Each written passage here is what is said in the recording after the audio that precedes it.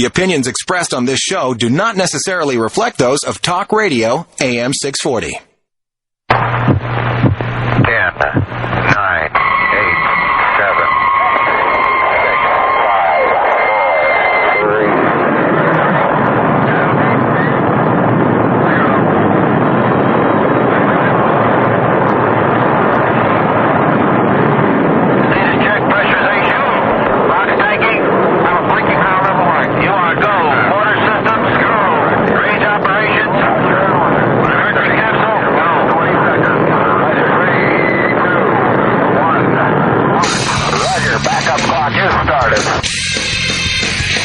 Extreme radio for extreme times.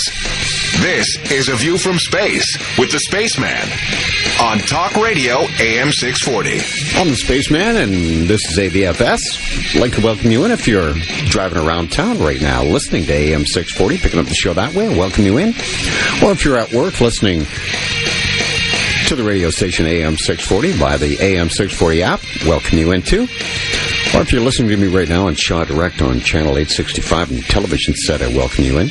Or if you're listening to me on your 3 or your 4G personal communication device via the Stream the World software, now available also free on Apple Music or on the Radio Canada app, I welcome you in. Or you may be where some people call it best seat in the house, sitting in front of your Mac, your PC at home, logged on to 640toronto.com, your search engine revving. I welcome you in. Wherever you are in the world, I welcome you in. Wow. This week, we have entered a new era. A new Putin-Trump era, which is really, once again, the old era of the USSR days and the West once again. And look when it's happened. The Day of the Masters is coming up, which you count 9 days from now, it's Beltane, when they first invaded Iraq on that high witching holiday. More on that coming up deeper into tonight's show. The Illuminati never do anything new. They're simply repeating history. You've probably heard me say that before if you are a regular listener. With a black magic powered blueprint and timing of it all, being guided by astrology, numerology, and sacred geometry for the past decade or more. I've been saying to you that Russia will once again and soon be America's enemy. That the USSR isn't really dead at all. It's just been disguised since the symbolic collapse of the Berlin Wall.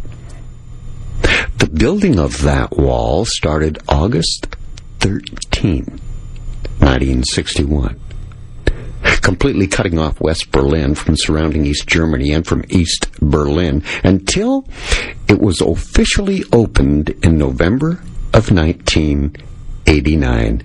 Remember? It was those famous words of the Republican president, just like Donald Trump, Ronald Reagan, who started it all. He said, "Mr. Gorbachev, tear down this wall."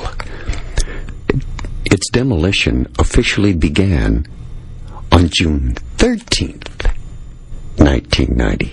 Completed in 1992. By the way, it wasn't Ronald Reagan's idea to say that.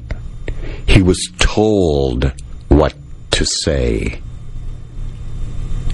If you think for a moment that, well, for instance, people like the President of the United States, Theresa May, the Prime Minister of Britain, Angela Merkel, the Chancellor of Germany, Vladimir Putin, the President of Russia, or even the Chinese leader, Xi Jinping, actually are calling all the shots by themselves, implementing their own personally thought-out agendas as to how they're going to run the country and they represent, and what stance they're going to take?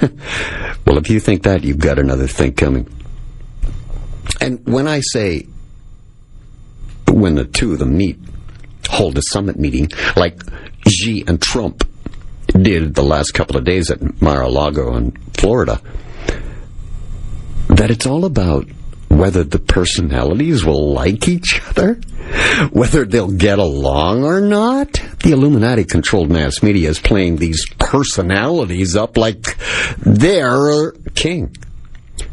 Whether they'll establish a good relationship or not with one another will influence the way we're all going to live.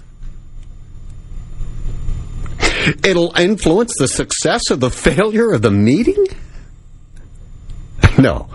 This whole thing is a show meant for just you and I, to signal to you and I what the direction the whole world is about to go in.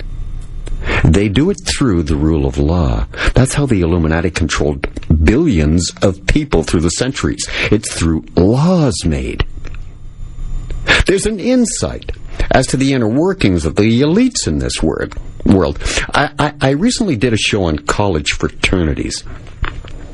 Colleges are where the elites are separated from the rest of the herd, then educated, then groomed to be placed in the highest positions of power to legislate laws and run the corporate world from those powerful positions they will occupy.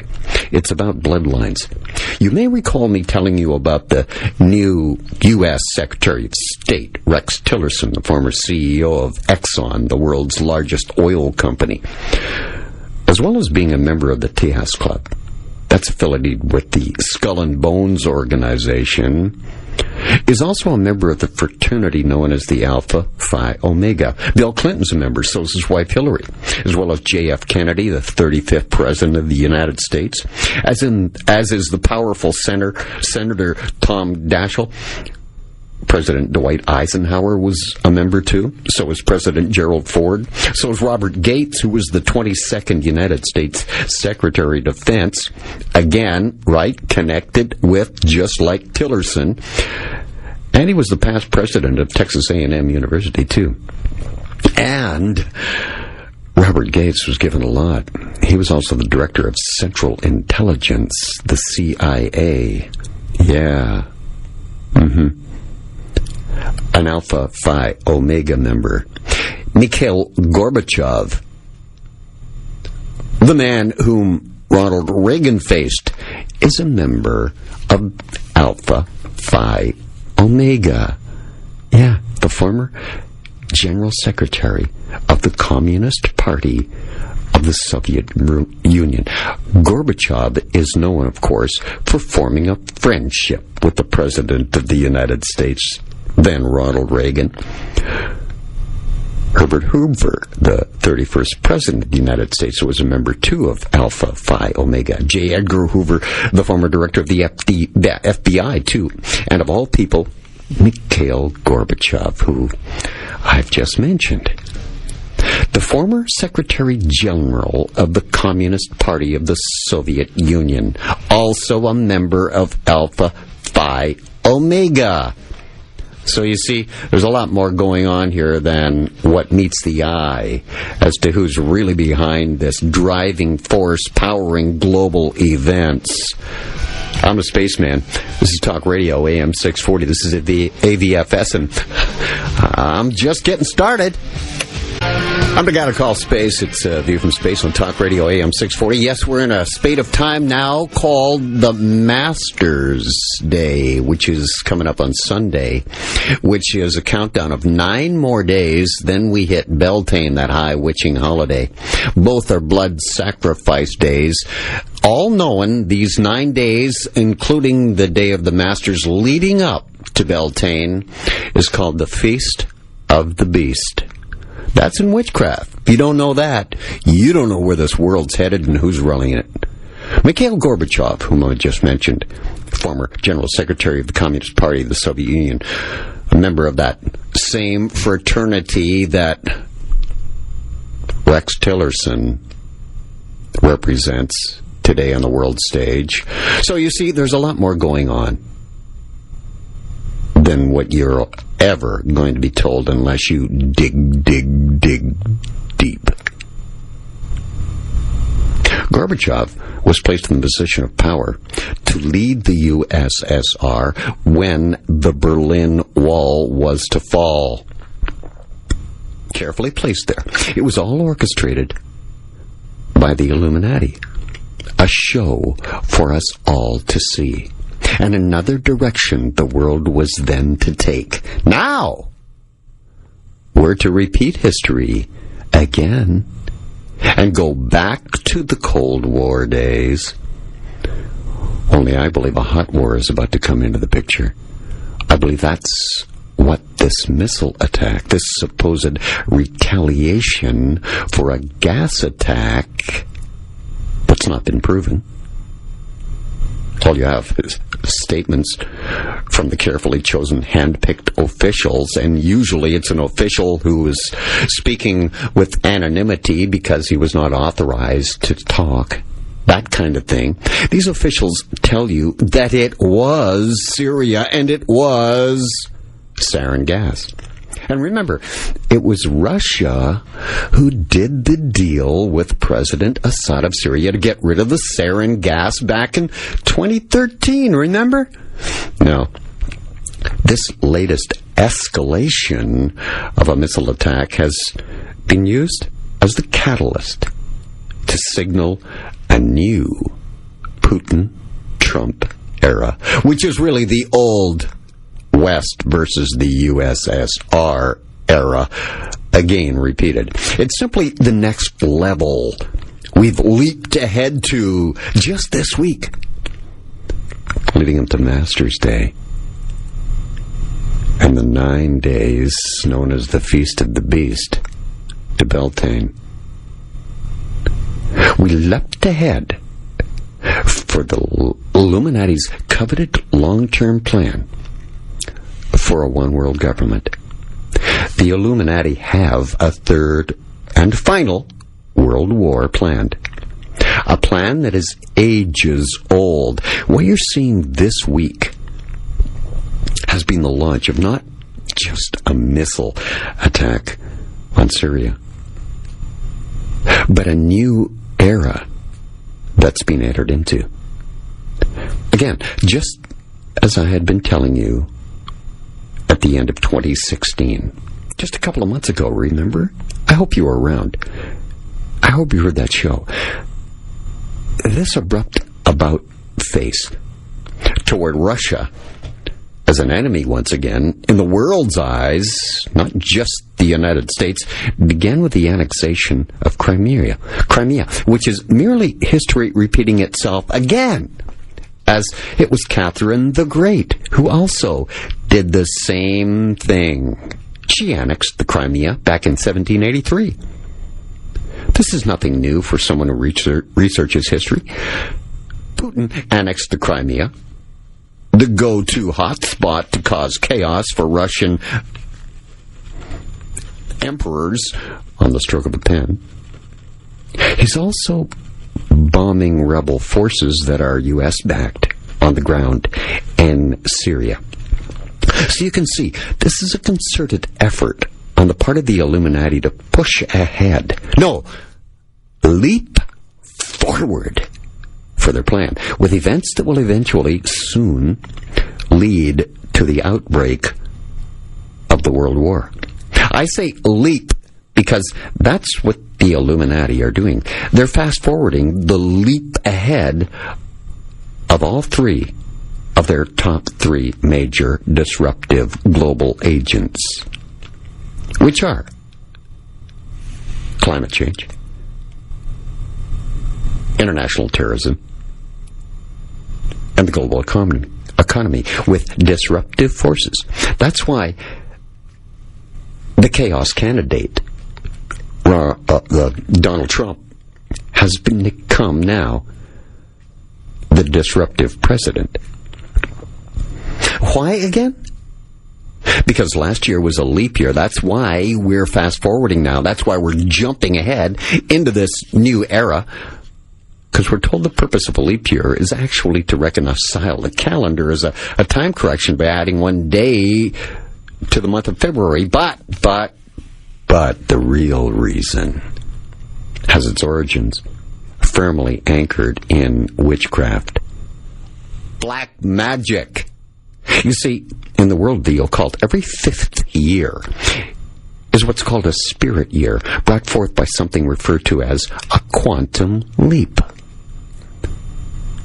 This year, 2017, is that spirit year.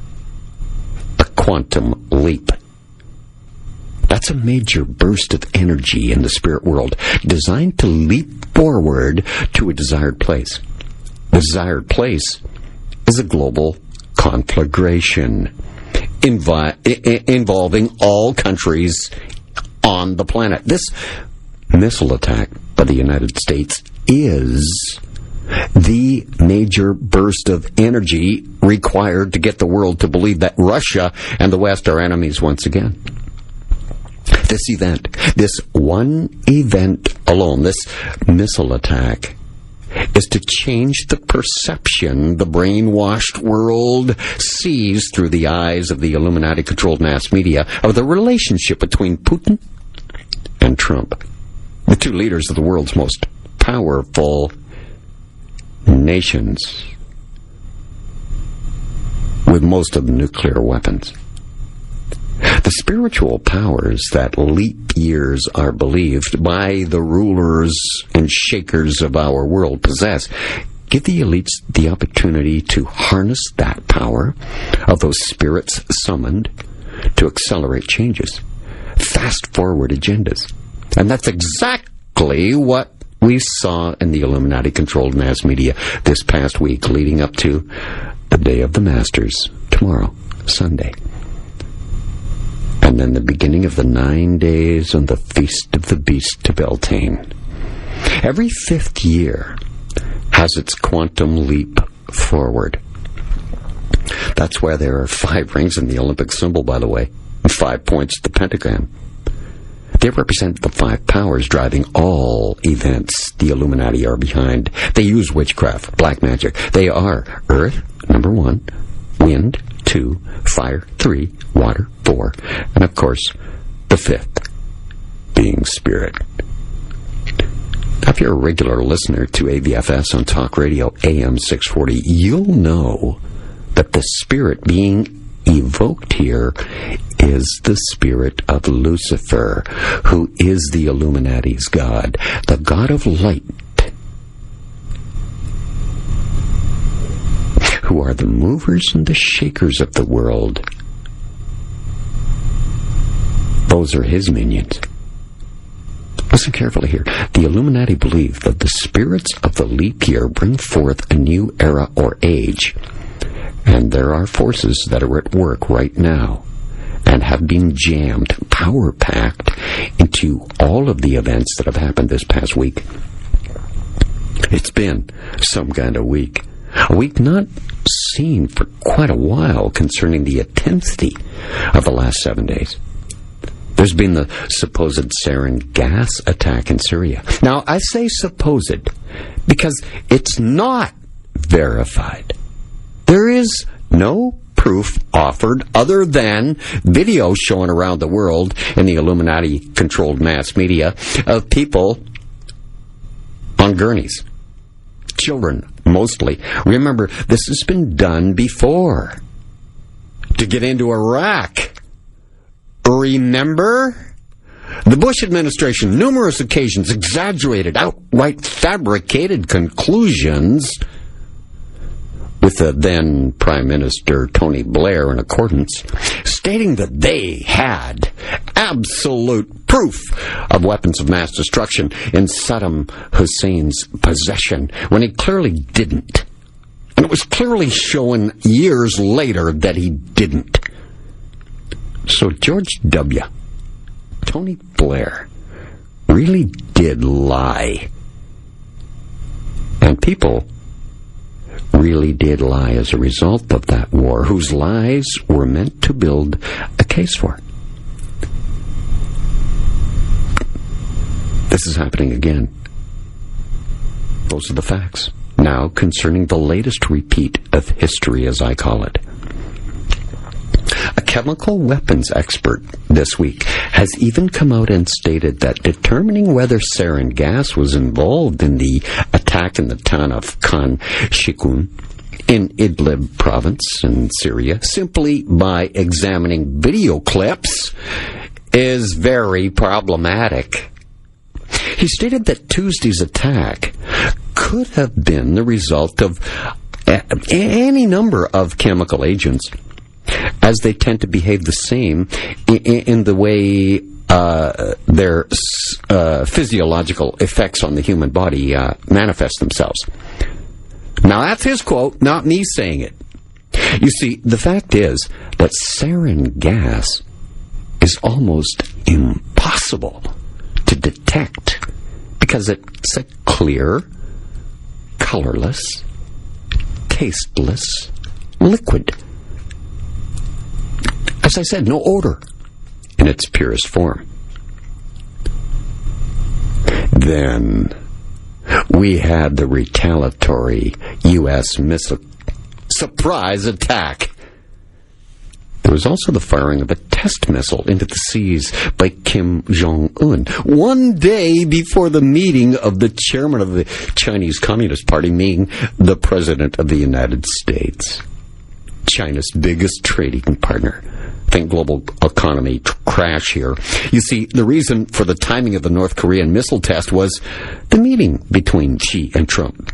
A show to remind the world and ramp up the nuclear threat, as China is the only reason that Kim Jong-un and North Korea is still around. China is the enabler of North Korea and Kim Jong-un. Remember now, this meeting with the enabler and the missile test by North Korea was preceded by Trump making a statement way before that. Well, if China is not going to solve North Korea, we will. That's all I'm telling you. Trump, a quote. It's all happening fast. Because the spate of time that we're in, as I've stated already, known as the Day of the Masters, tomorrow. I told you a lot going on this week because the Day of the Masters is coming. There was also now what's known as the 2017 Stockholm attack, the terror attack in Sweden. Notice they don't put the name word terror in it with the name. It's the 2017 Stockholm attack. That's how it's known. That was incredible. So many weird angles and loose ends on that one. This is the Spaceman on Talk Radio, AM 640. I'm back right after this.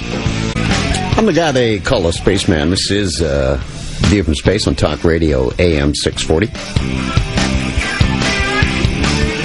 I communicate by email, one way only, space@640toronto.com. The other address is spaceman@640toronto.com.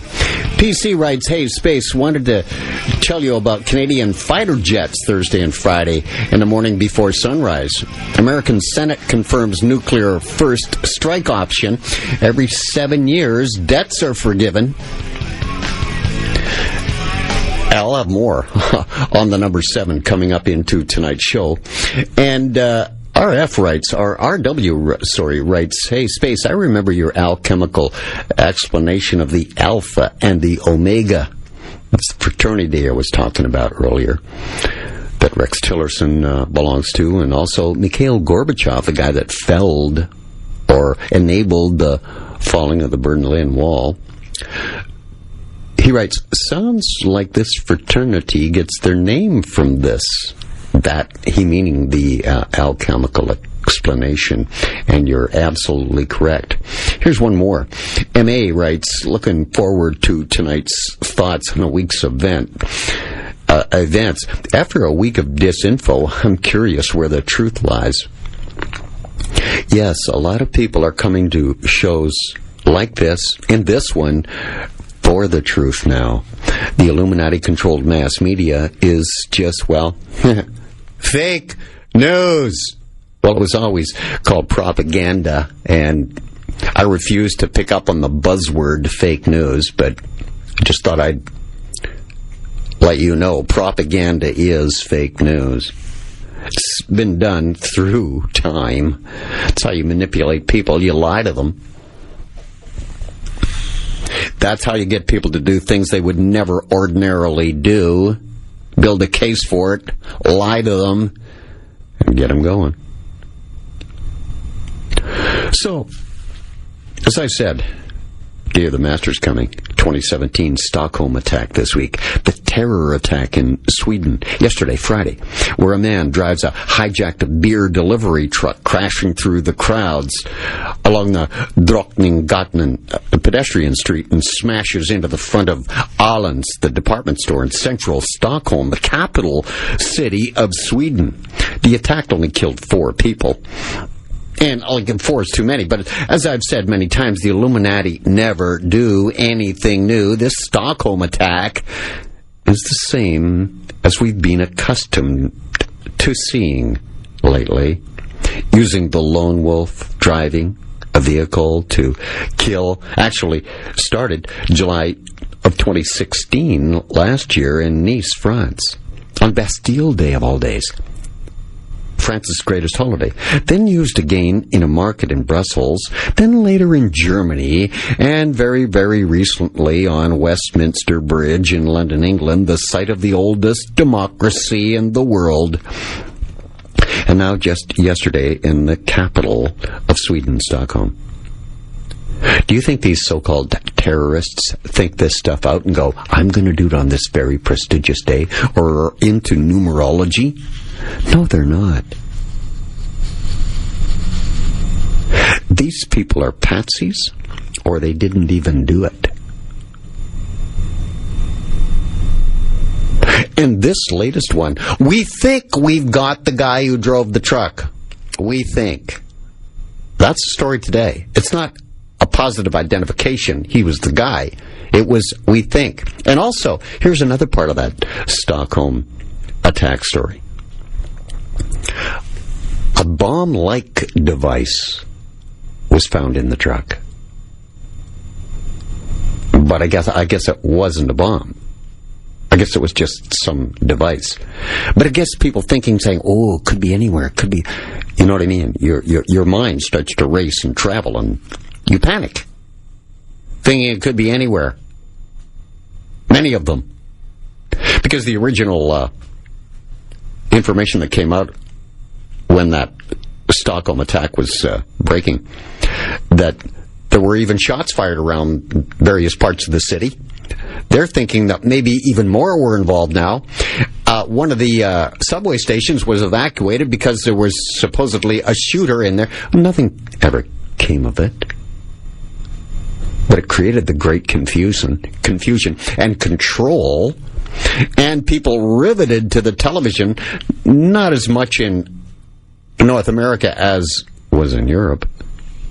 But still, it served the purpose for what the Illuminati wanted to do. All of these events being perpetrated are done for one singular purpose, and that is to forward the agenda known as the Great Work, to finally force the global population, you and I. That's why they use terrorism. It's against the people, not armies. To force the global population into capitulation. Capitulation is giving up, quitting, to accept a one-world government in the place of your nation-states the way you have it now, and your borders. A third and final war is going to begin as Russia, Iran, and Syria are pitted against the West, Britain, the U.S., meaning North America, of course, and Europe. That's the goal of our controlling elites. Believe me. They're driven by astrology, sacred geometry, and numerology. Let me show you exactly what I mean when I say that. We all know that when you play the Trump card, and the Illuminati have played the Trump card, it's a declaration of game over, isn't it? The Trump card means it's a done deal. And wouldn't you know it, Trump, the king deal maker, and now the disruptive president of one of the world's two superpowers, is in office.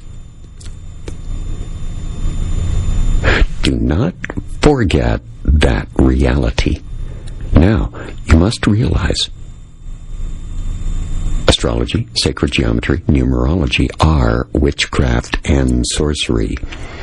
Here are the numbers involved in this spell-binding sorcery that went down this week. And do you know what this week is in the world of witchcraft? Why, it's the Day of the Masters. It's coming up on the witches' calendar. Day of the Masters is tomorrow. Why do you think they hold the Masters Golf Tournament at this time every year? The very first Masters tournament of the year, and the most prestigious, because it's on the Day of the Masters. And that's why it's called the Masters. It's not people mastering in golf. This is esoteric. This is deep. This is spiritual. It's all being staged this weekend, the Masters Golf Tournament. And it's that very potent, spiritually driven force that's driving the world today. And what's the number of spirit? I keep telling you over and over, you're a regular listener, you know. Why, it's 7. The number 7. Since ancient times, the number 7 has always held a special significance in our universe for the elites. The Luciferian religion, which is the Illuminati's religion, the creation of humankind. It's even the number 7 included in the formation, the creation of religion. The number 7 is often called the holy number, the lucky 7. It's a lucky number, the prophetic number, and the mystical number. In Eastern philosophy, there are 7 heavens of the Mohammedans and Hindus, of the 7 hells. The Christians in the West have the 7 virtues and 7 deadly sins of what those in the New Age movement might call our 7 light bodies, the 7 chakras, or the 7 states of being. Yeah, 7's very monstrous in this, the spirit number, because remember, it's a spiritual leap forward on the 5th year. This is it, 2017. Spaceman back with more on Talk Radio, AM 640, in a moment. I'm the guy to call Space. It's a View from Space on Talk Radio, AM 640. Emails to spaceman at 640toronto.com or space at 640toronto.com. It's the only way I communicate with email only. And thanks for the one you sent. I really appreciate it. I really and honestly do. The number 7, the number of spirit in witchcraft. And since ancient times, that number has always held a special significance. In Eastern philosophy, 7 heavens, as I said. Christians in the West, 7 virtues, 7 deadly sins. New Age movement, 7 light bodies, 7 chakras of the 7 states of being. Plato had written in Timsius that from the number 7 was generated the soul of the world. Spirit, right? Anima mundana, it's called. Adam Kadmon. To the Greek mathematician Pythagoras, the guy who invented all the numbers. And the Pythagoreans, the ones that followed him, the number 7 is the essence of first principle of things, which they applied to the secrets of the universe and creation. They had called the number 7 in Greek heptad, and thought of it as a religious and perfect number. The heptad was said to be from the Greek verb sebo, to venerate, and from the Hebrew word shbo, 7, or satisfied abundance. Being septos, holy, divine, motherless, and a virgin. Hippocrates said that the number 7, a sepentary number, had occult virtues, which lends to the accomplishment of all things.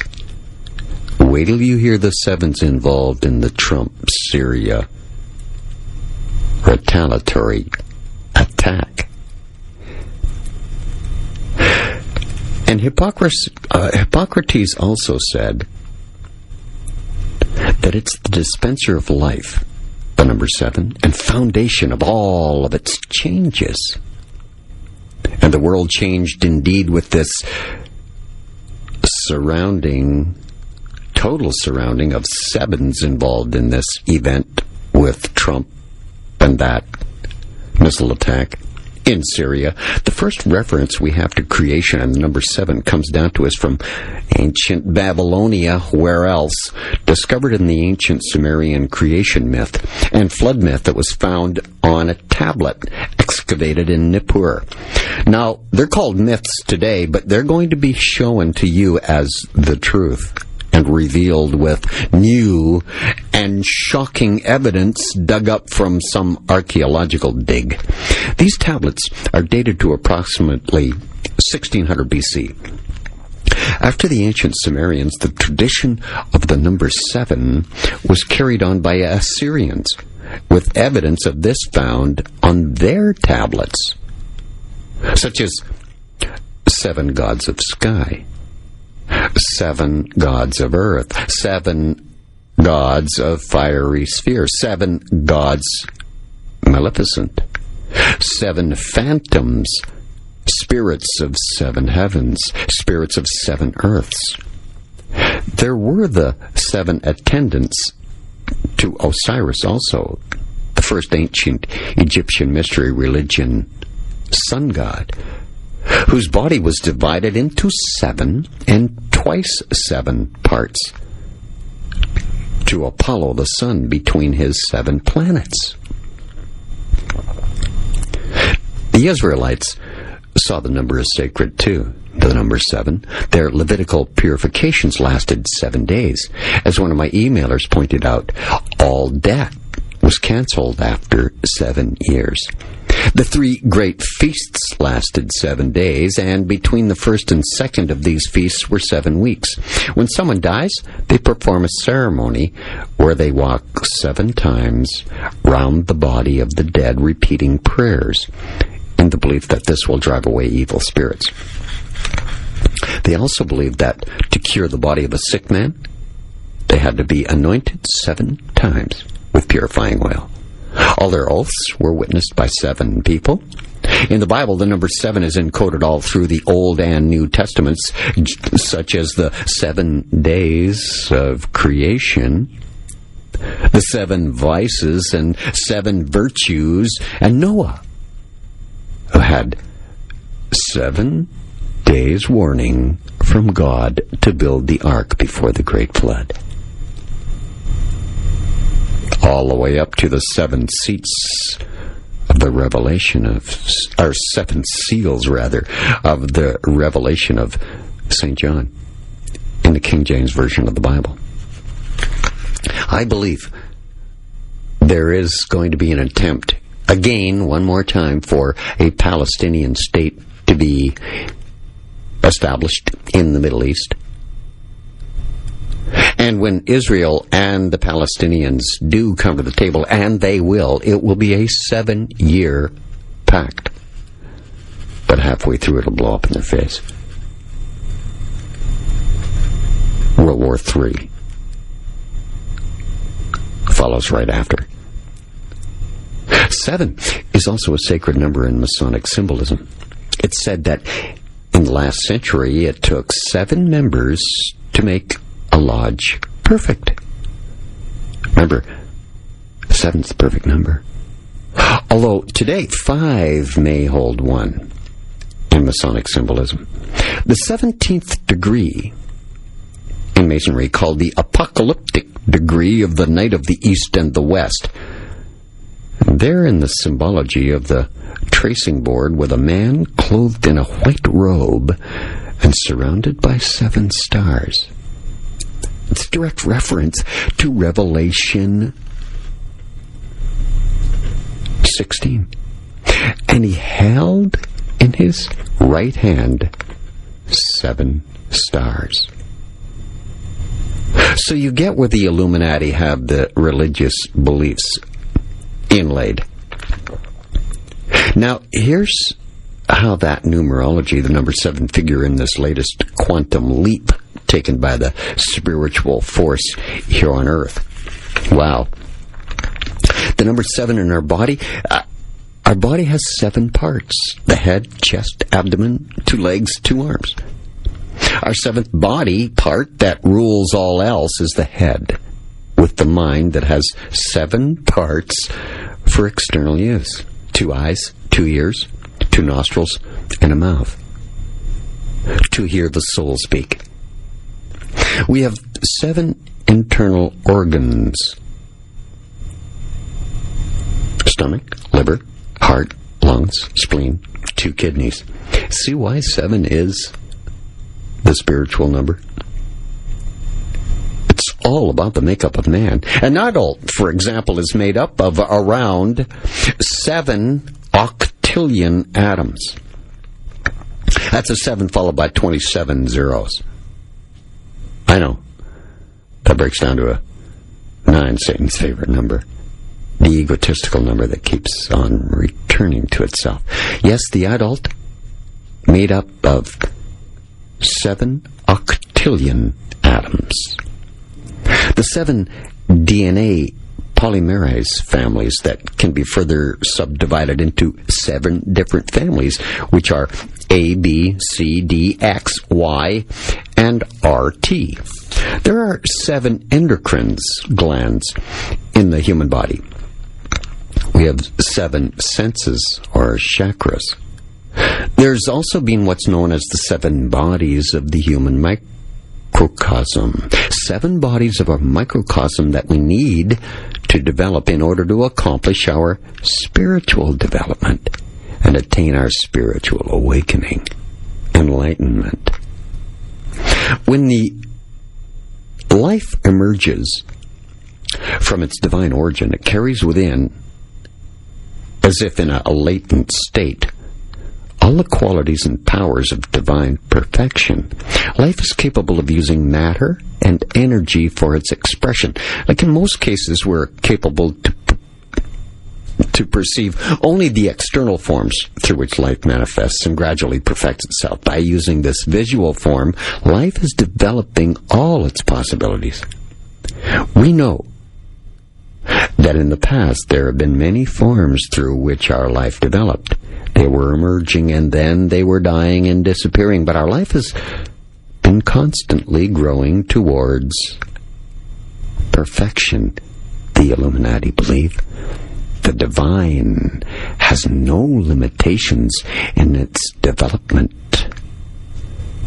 God is everything, even you. As the Illuminati believe, they're God. Perfecting our spirituality through the 7 bodies. That's what the elites do. And you know, perfecting spiritually driven person is what the game of golf is actually all about. Yeah, it's man's quest from the beginning to the end. And you play 18 holes, don't you? Double 9. There's the front 9, and there's the back 9. You can see where I'm going with that. So I don't need to go there. Yes, it's a spiritual journey with all kinds of pitfalls in every hole. That's what the fascination is with all of the great elite business leaders of our world when they play that game and do business on the golf course.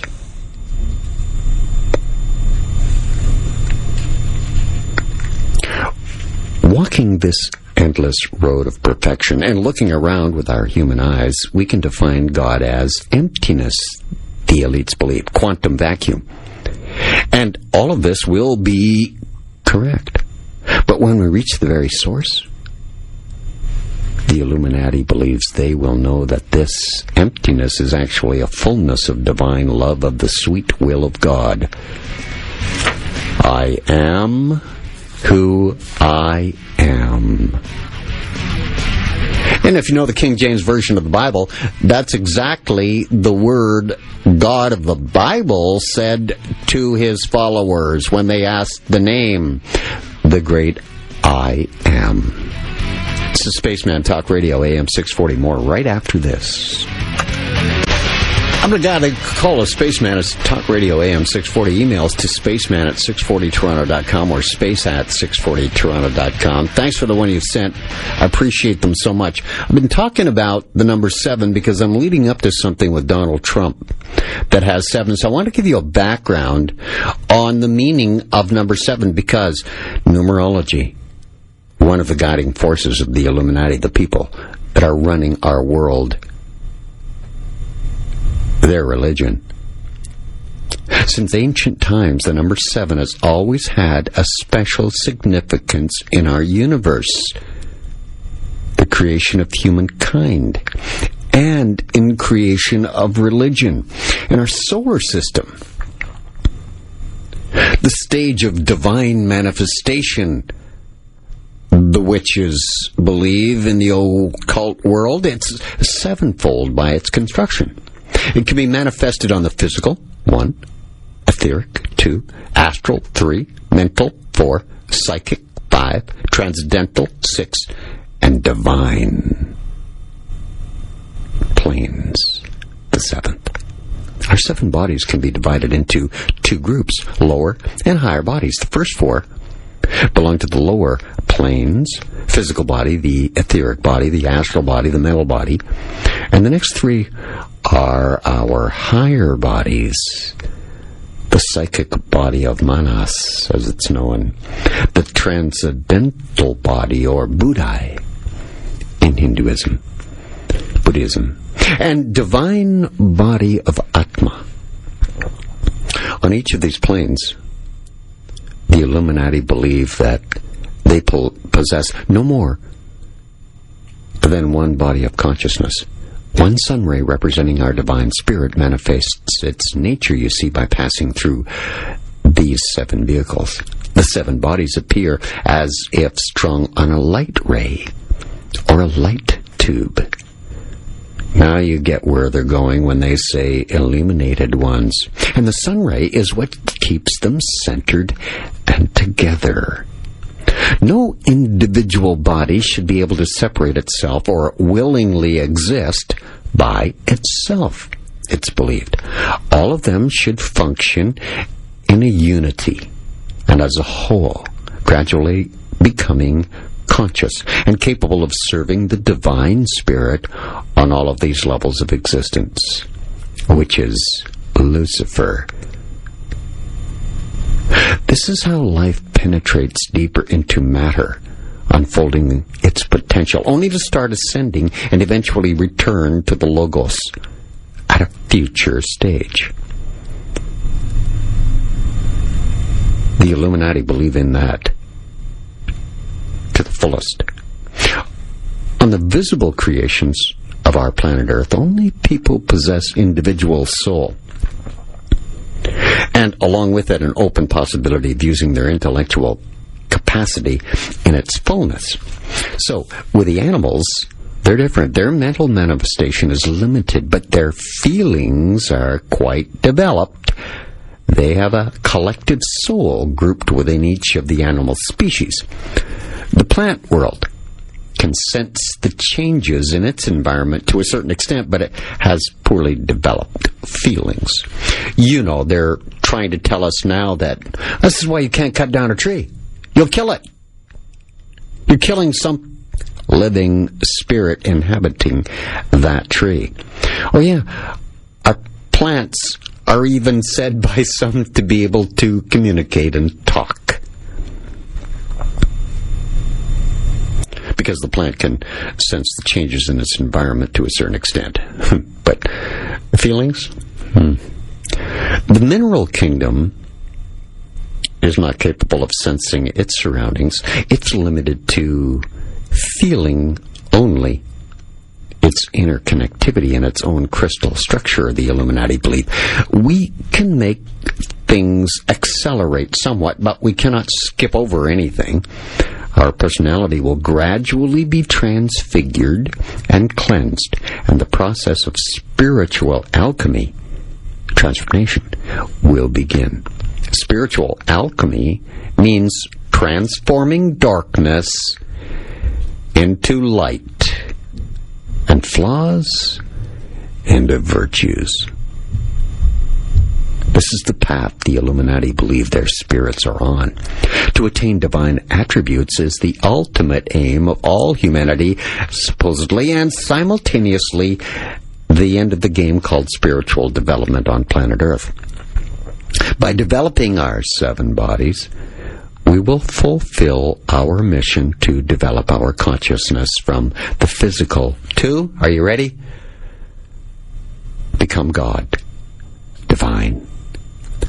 The septenary in Helena Blavatsky's teachings refers to the 7 principles of man in the key to theosophy. Theosophy being a Gnostic religion, meaning that through knowledge you can attain Godhead. They have Atma, spirit of self, one with the Absolute as its radiation.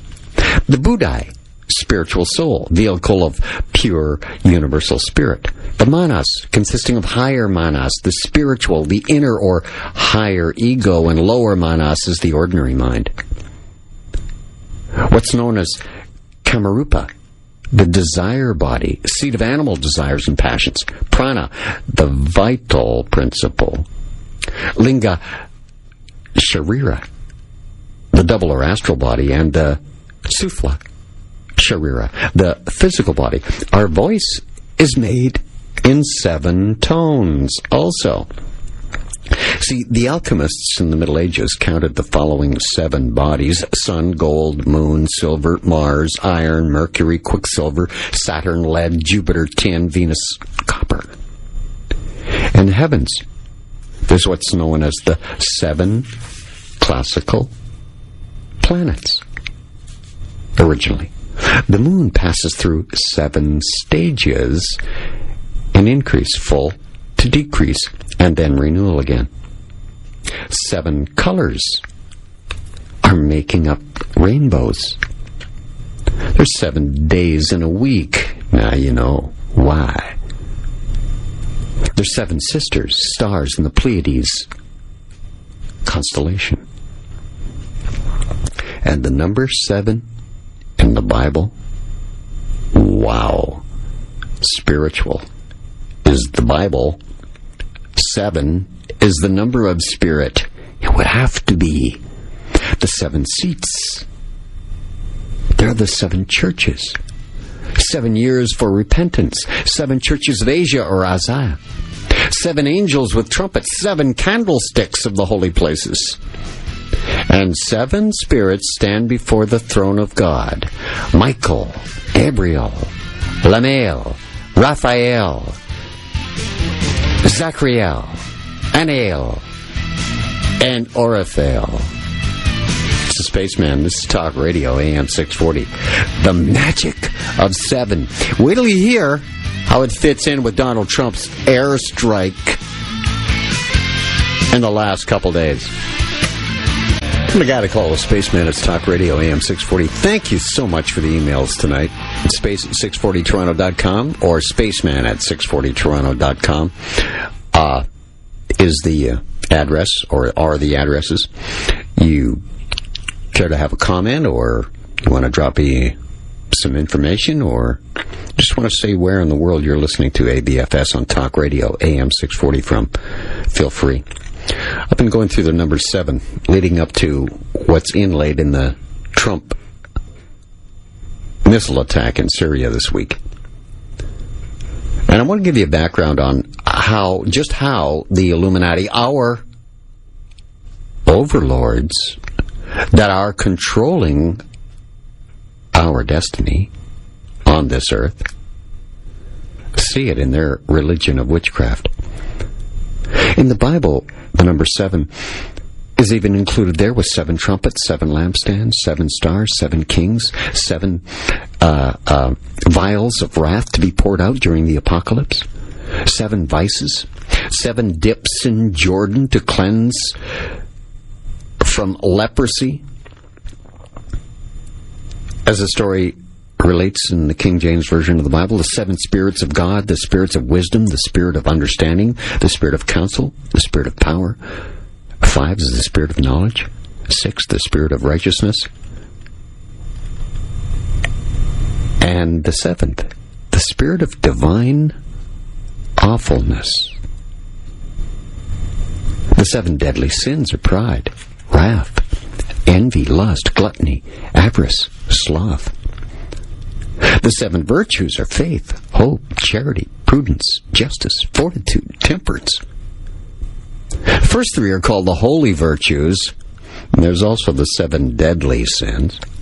The 7 joys of the Virgin Mary are the Annunciation, the Visitation, the Nativity, the Adoration of the Magi, the Presentation in the Temple, finding Christ amongst the doctors, and the Assumption.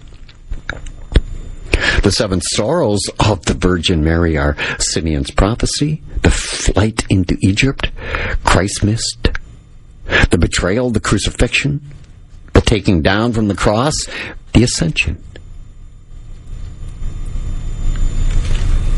7 sorrows. The 7th, when she was left alone.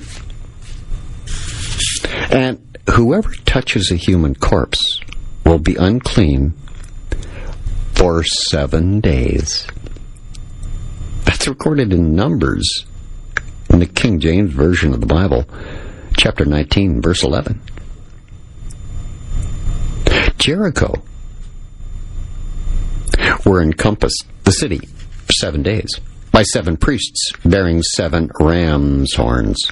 Solomon was 7 years building his temple, which was dedicated in the 7th month. Classical mythology, 7's everywhere. Wild. 7 against Thebes, when Oedipus, king of Thebes, realized he had married his own mother and had 2 sons and 2 daughters with her. He blinded himself and cursed his sons to divide their inheritance, which was the kingdom, by the sword. The 2 sons, Eteocles and Polynices, in order to avoid bloodshed, agreed to rule Thebes in alternate years. But after the first year, one of the brothers refused to step down, leading the other brother to raise an army captained by the eponymous 7 to take Thebes by force. This is where Aeschylus tragedies start. 7 kings of Rome. There were 7 kings of Rome, you know, before the emperors began. Romulus, Numa Popilius, Tullus Hostilius, Ancus Marcius, Lucius Tarquinius, Priscus, Servius Tullius, and the 7th and final king of Rome, Lucius Tarquinius Superbus. The overthrow of the Roman monarchy, you see, that was a bloodline of these powers. Led only to a very limited way to separate the powers. But there were only two kings. But there were only 7 kings all time in Rome's history. Just as there were 7 hills of Rome. 7 emperors in a period of Rome's history. Julius, Augustus, Galba, Hadrian, Nerva, Sallust, Vespasian. There's the 7 hills of Constantinople, the 7 liberal acts, the 7 sages of the bamboo grove in China. 7 wise masters, a cycle of medieval stories, by the way. 7 wonders of the ancient world. Yeah, there's 7 wonders. Everybody's going, well, where's the 8th? There isn't. There's only 7. A lot of people say, oh, that's the 8th wonder of the world. There are 7 wonders of the world. The 7 wise men of Greece were Bias, who said most men are bad. Chilo, who said consider the end. Cleobulus, who was quoted as saying avoid extremes. And Periander, where he's noted for saying nothing is impossible to perseverance. And Pittacus, known for his quote, know thy opportunity. And Solon, know thyself, was his quote. And there was Thales, the 7th wise man of Greece, who said once, suretyship is ruin. In the number 7,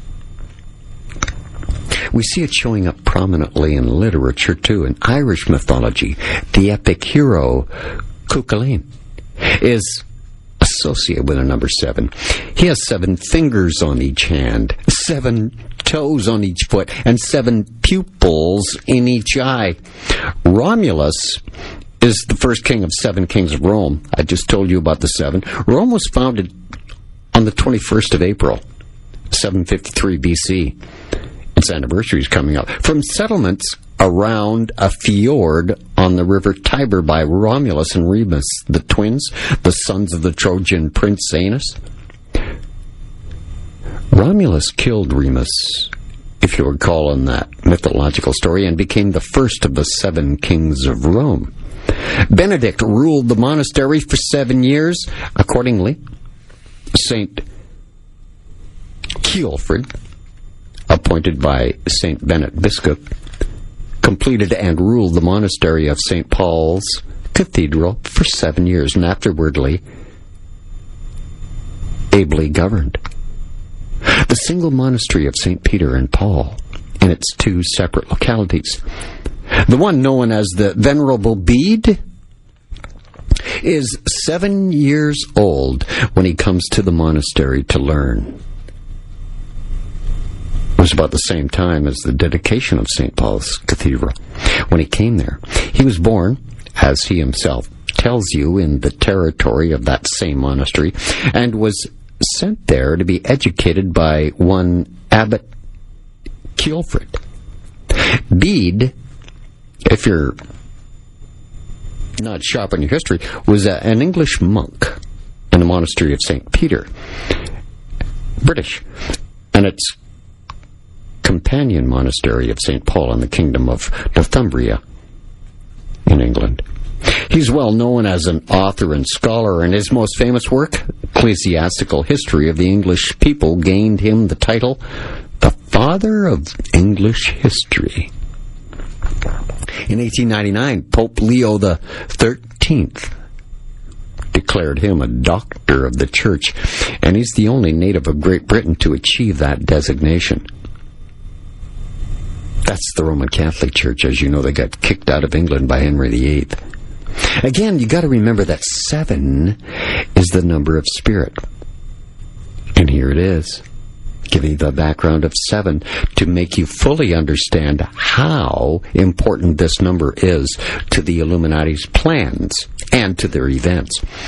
On Trump's 77th day in office, he ordered his first act militarily as President of the United States. It was the Syrian airstrike.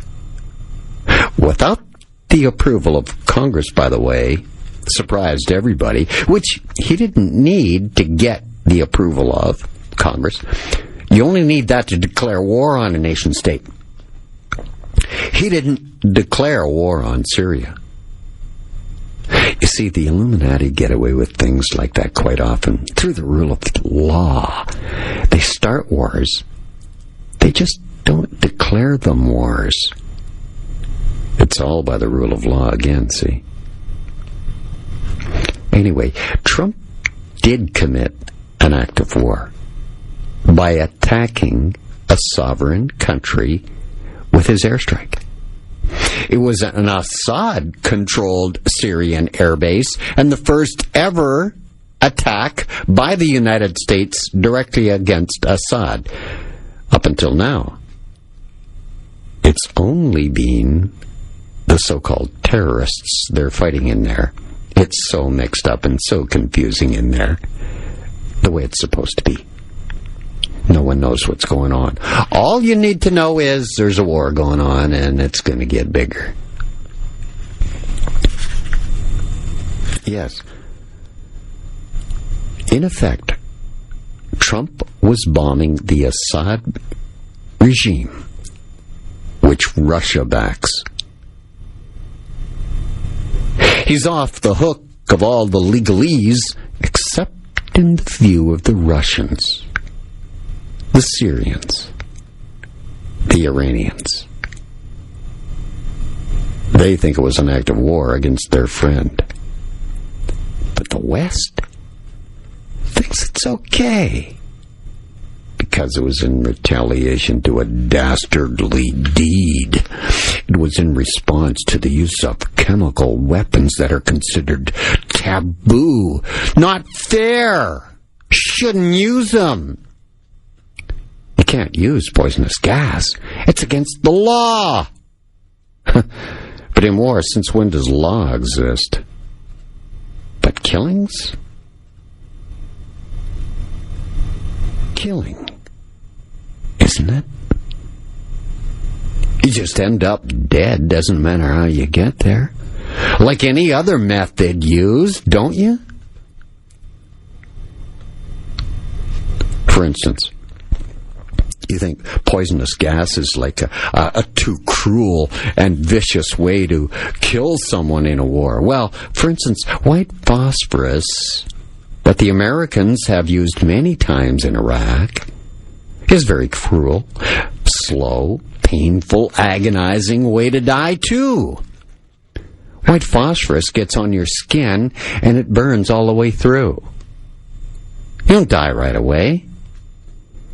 You kind of die of pain. And notice they invoke the children as victims to extract the outrage of the entire world for this despicable act, supposedly, of war by Assad against his own people. What a monster he is, right? But it's all okay to attack a sovereign nation if you have the moral support. If you're on the right side of morality, isn't it? No, this is surely a show for us all to see and be very enraged at what Assad did to his own people and much less children. This is Spaceman, Talk Radio, AM 640. More next. I'm a Spaceman. It's Talk Radio AM 640. This is AVFS. Emails to spaceman at 640toronto.com or space at 640toronto.com. Thanks for yours. Appreciate it so much. So as I've been saying, sarin gas attacks, oh, that's just not fair. That's over the edge of killing people. That's just too cruel. Why don't we also make a law against nuclear bombs. You talk about cruel, painful punishment. Just have to talk to the survivors of Hiroshima, Nagasaki, Japan. They'll tell you they'd have rather died by gas. Yes, the entire world's supposed to be outraged. That's what you're being brainwashed to believe for this despicable act by Assad against his own people using sarin gas. And it's not proven. There is no real proof. It's just officials saying it happened. But it's okay to attack a sovereign nation if you have morality on your side. No, this was a show.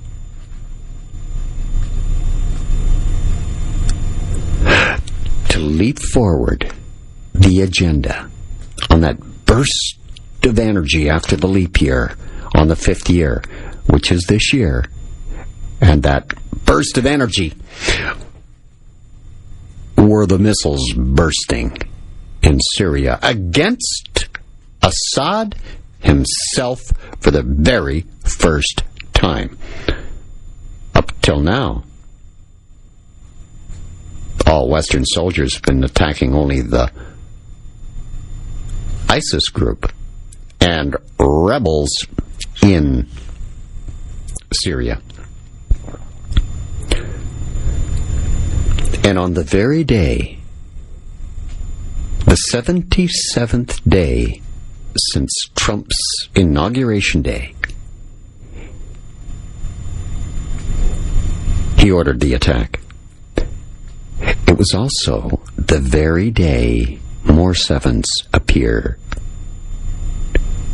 because it was the day that Donald Trump turned 70 years, 7 months, and 7 days old. A 777. In witchcraft, the highest magnification possible to complete a spell and get the most successful results is to magnify 3 times. A 777. Just like the 777 bomb attacks in Britain that began the terror era in Britain.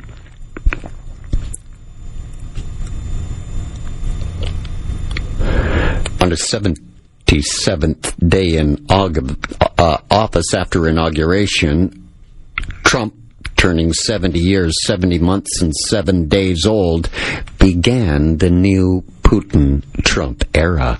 That quantum leap forward begun this week.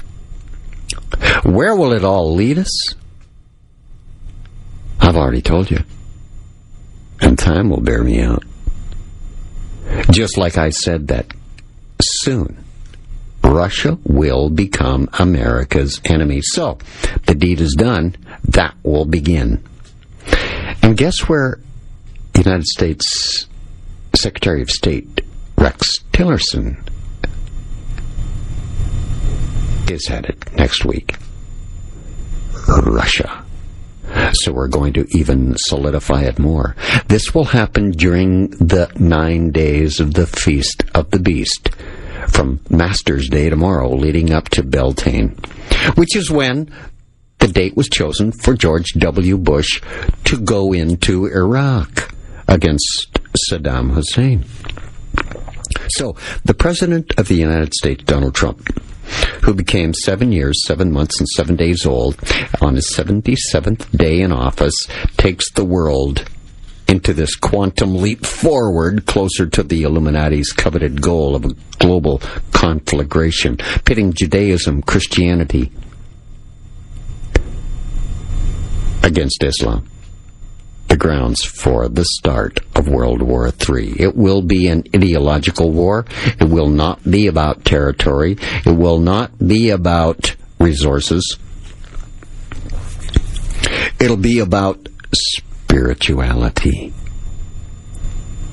It'll be the worst and last war this planet will ever see.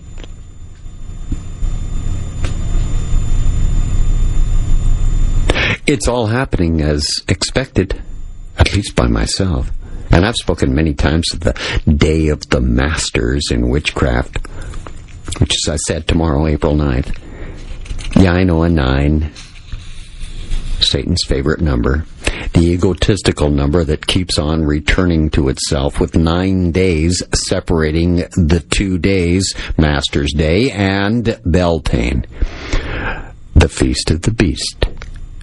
You wouldn't ever believe what Illuminati events have happened in the past, as history repeats itself over and over, on this highly meaningful and powerful witching holiday, unless you check history for yourself. Then it's there, all laid out for you. Won't ever come up on the Illuminati-controlled mass media. They would never ever show you their footprints of the past. You'll see clearly it's simply history repeating itself. At this particular time in history, right now, America entered the First World War.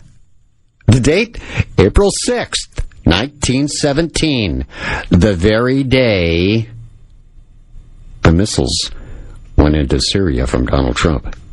It was April 6, 1917. The U.S. joined the Allies, Britain, France, and Russia.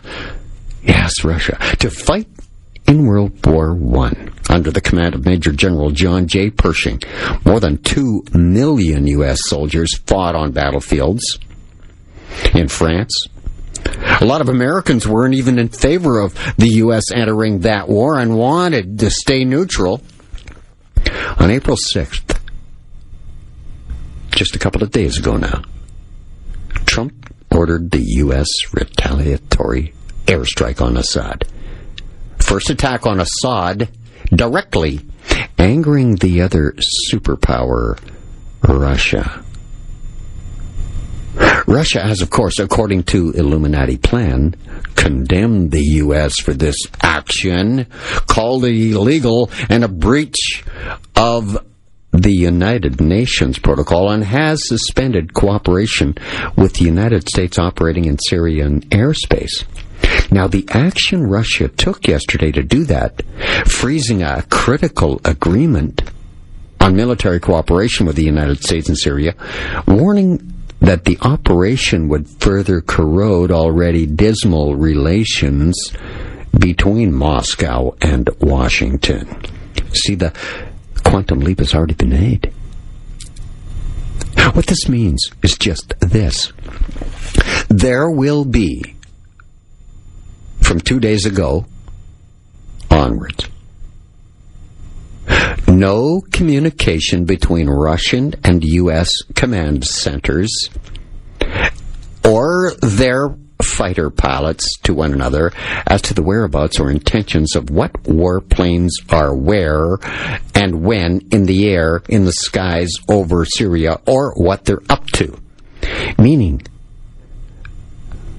well, the shooting down of a Russian or an American fighter jet, or an accident of a mid-air collision, or all of that has now got a high percentage of happening. Just as I was alluding to when Russia first said that they were going in to help out with the terrorist threat in Syria. You see, we're all being sucked into this thing. When the Russians came into it, I knew right then and there, Russia one day going to be the enemy. It must be here in Syria where the trouble will begin, and it has.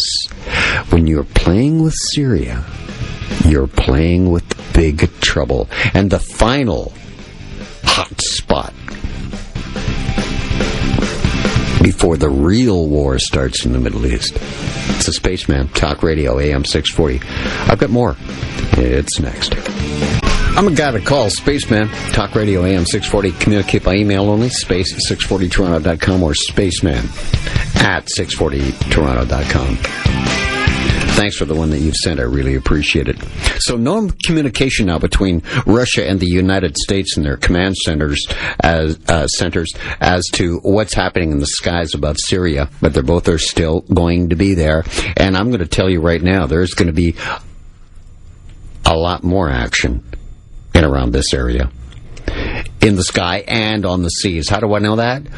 Well, as well as suspending that pact to coordinate air operations over Syria, Russia has also announced that they would beef up Syria's air defense systems and said it was going to be planning to send a warship to the Mediterranean Sea to visit the logistics base at the Syrian port of Tartus. I believe that arrives in a day or so. Another event where the witching power of the Day of the Masters was harnessed to the max to move the agenda along of a one-world government forming, and what was the 100th anniversary of the famous Battle of World War I.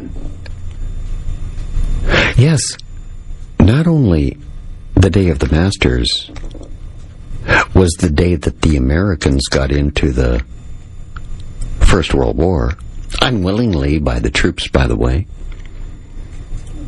It was also the date of the most famous battle of World War I for Canada, known as Vimy Ridge.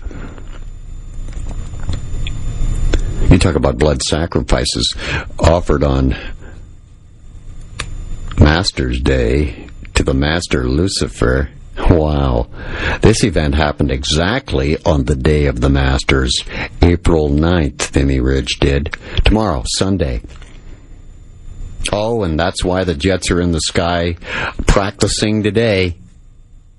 Vimy Ridge, the bloodiest day of World War I, as far as the eye could see. In any direction, there were men with rifles heading for a dreadful pillar of smoke and exploding earth. Ahead, shells were falling, just as whistles signaled the start of the advance. And yesterday we had the Trump sound, didn't we?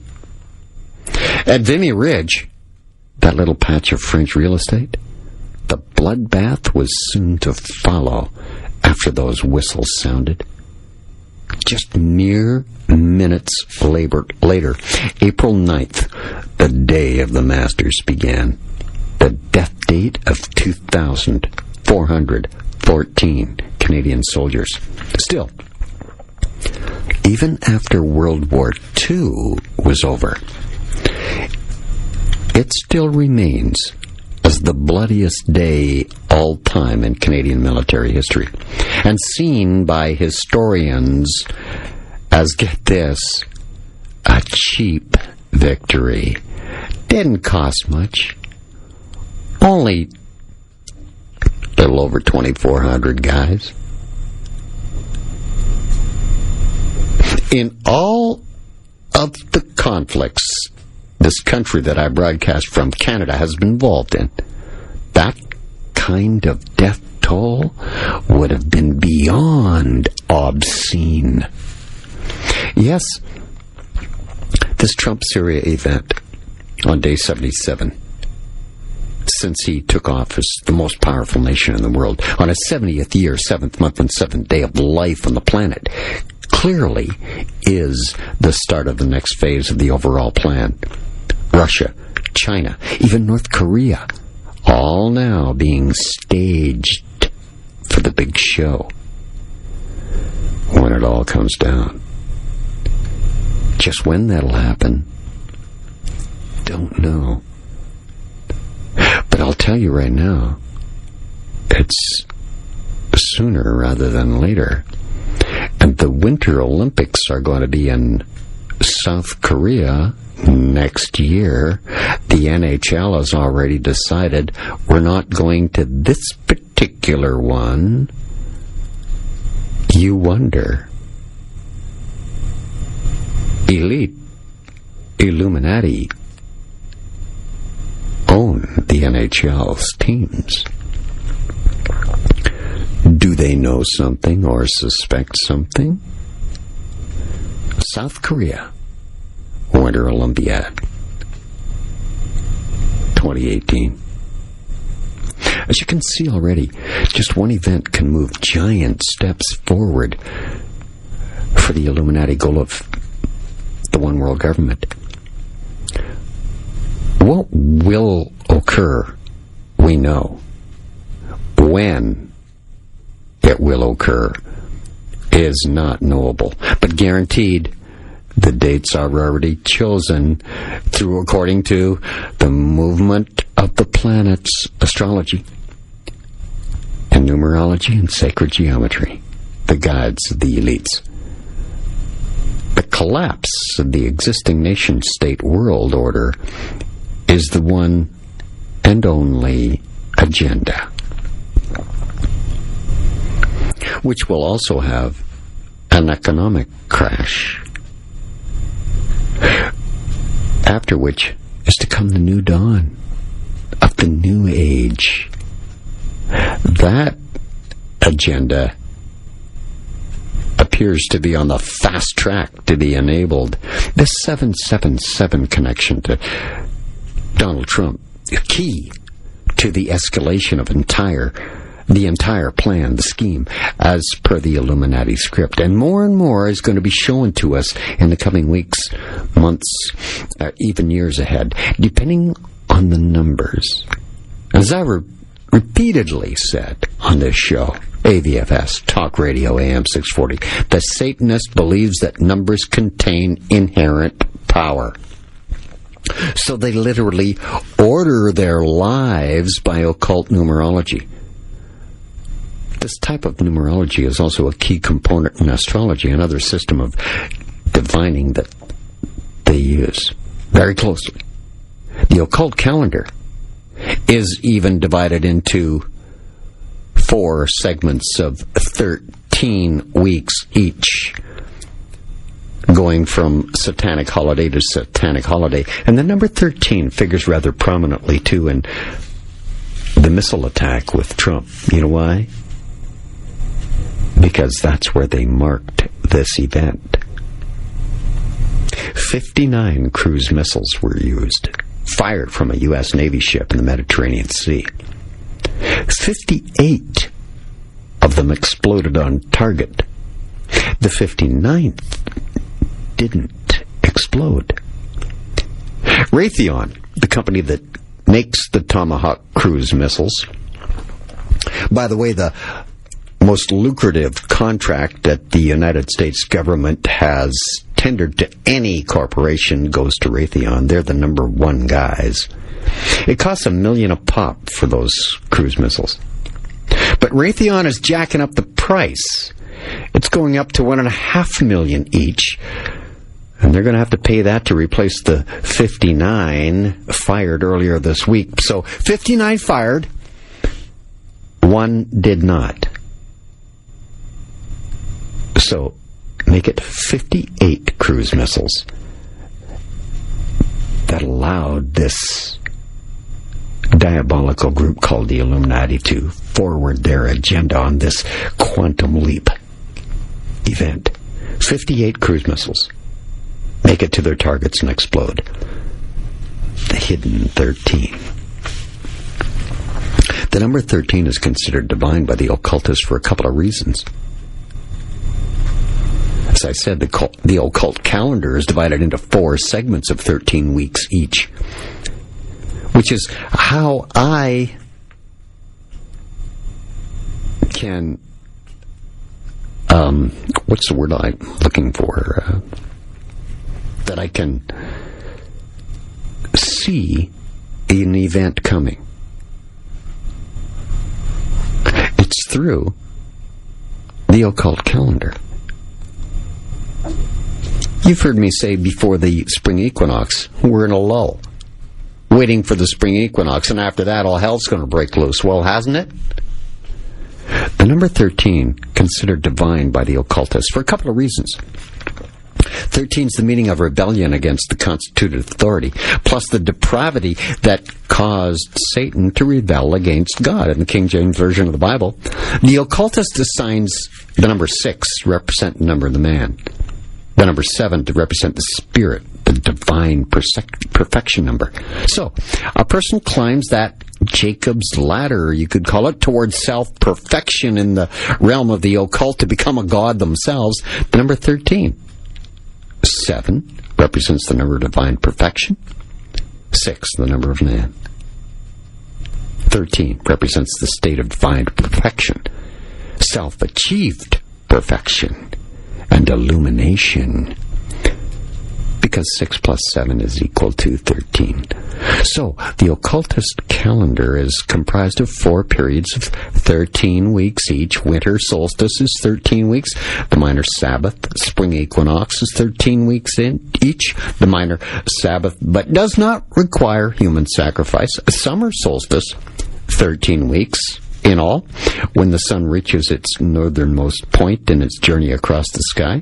And then the autumnal equinox, 13 weeks after the summer solstice.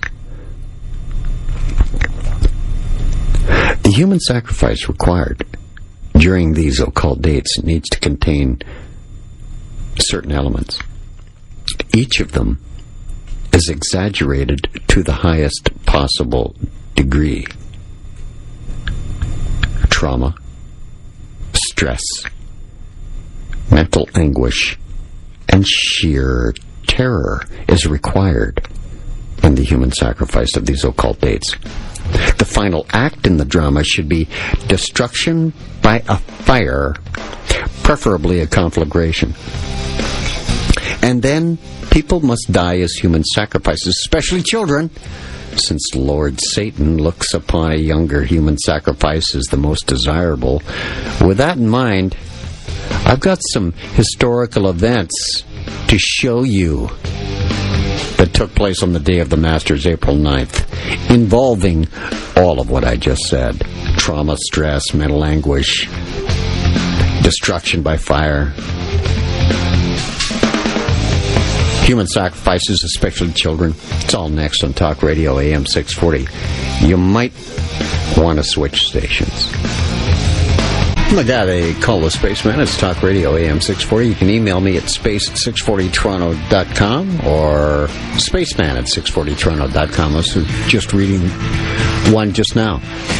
Now, EM writes, Space, do you think that Assad is so stupid as to use chemical weapons? Right after Trump not long ago said that he doesn't really have to go? And a lot of other people are reiterating that exact thought. Why, when ISIS is slowly being pushed out, why they would resort to sarin gas used? PA writes, listening here in Washington, D.C., Washington Post is covering MSNBC's suggestion that Putin planned the Syrian chemical attack to help Trump.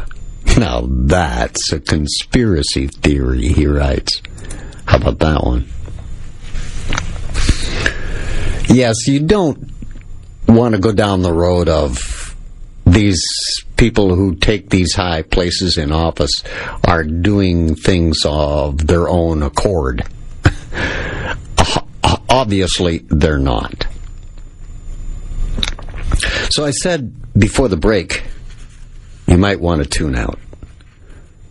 The human sacrifice required, a lot of these occult dates, needs to contain elements like trauma, stress, mental anguish, sheer terror. And the final act in the drama should be destruction by fire. Why? Well, because fire is representative of the sun, which is God to the elites here on Earth.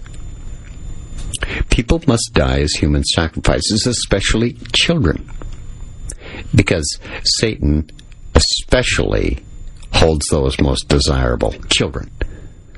So, After I've told you that, here are the historical events that took place on the day of the Masters, April 9th.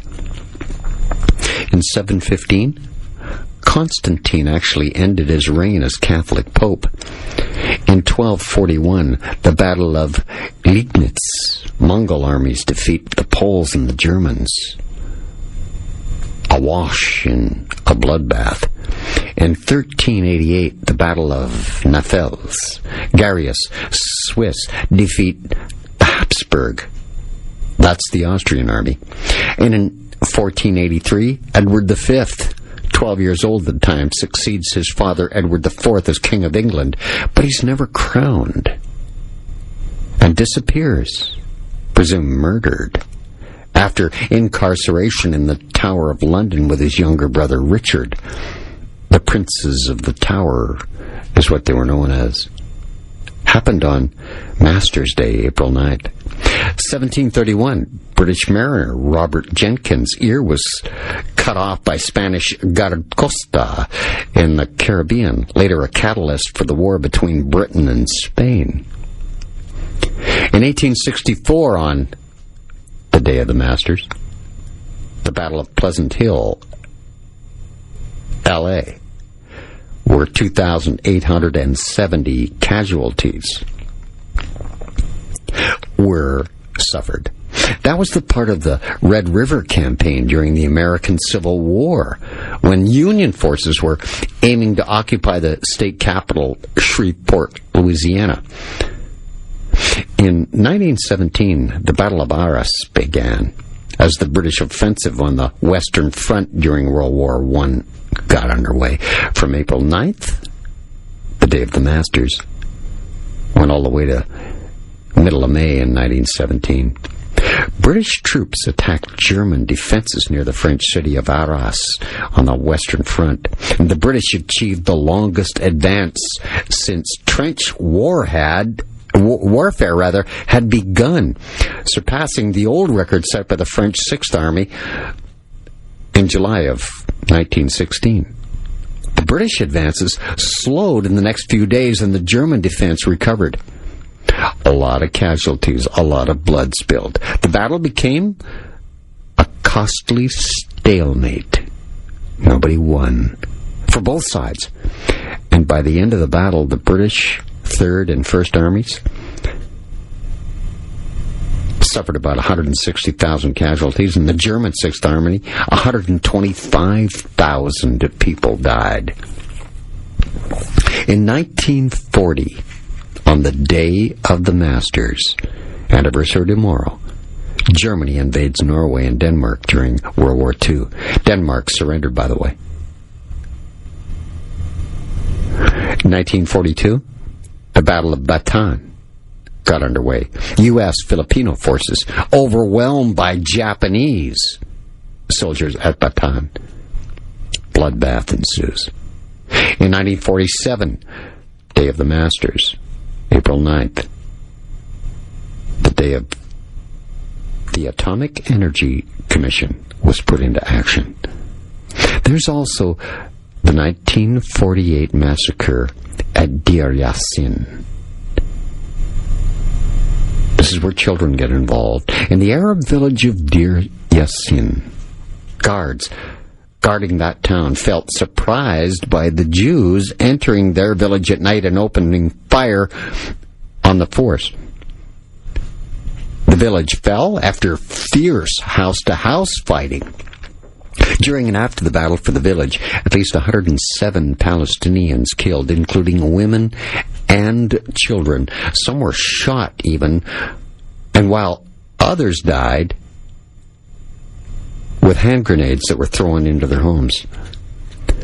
The deaths became a pivotal event in the Arab-Israeli conflict, and their demographic and military consequences. The Day of the Masters. It comes from ancient history. From old Egypt have come the fundamental esoteric and occult teachings for the Illuminati, which have so strongly influenced the philosophies of all races, nations, and peoples for several thousand years. Egypt the home of the pyramids and the Sphinx, was the birthplace of the hidden wisdom, the mystic teachings. From Egypt's secret doctrine, all nations have borrowed from it. India, Persia, Chaldea, Media, China, Japan, Assyria, ancient Greece and Rome, and other ancient countries partook liberally in the feast of knowledge which the hierophants and masters of the land of Isis so freely provided for those who came prepared to partake of the great store of mystic and occult lore which the masterminds of that ancient land had gathered together. It's a Spaceman on Talk Radio, AM 640. The show continues in a moment. I'm the guy to call us Spaceman is Talk Radio, AM 640. Going over some of the events that happened in history on what's known as the Day of the Masters, which is tomorrow, which commemorates 100th anniversary of the Americans getting into World War I. Vimy Ridge for the Canadians, their largest loss of life all time in any battle, anywhere, anytime, on the Day of the Masters. You see, and Pope John Paul II, they actually lied about his death date so that they could have, because there's a Vatican rule that when a pope dies, it can only be so many days and he must be buried. It fell on the Day of the Masters.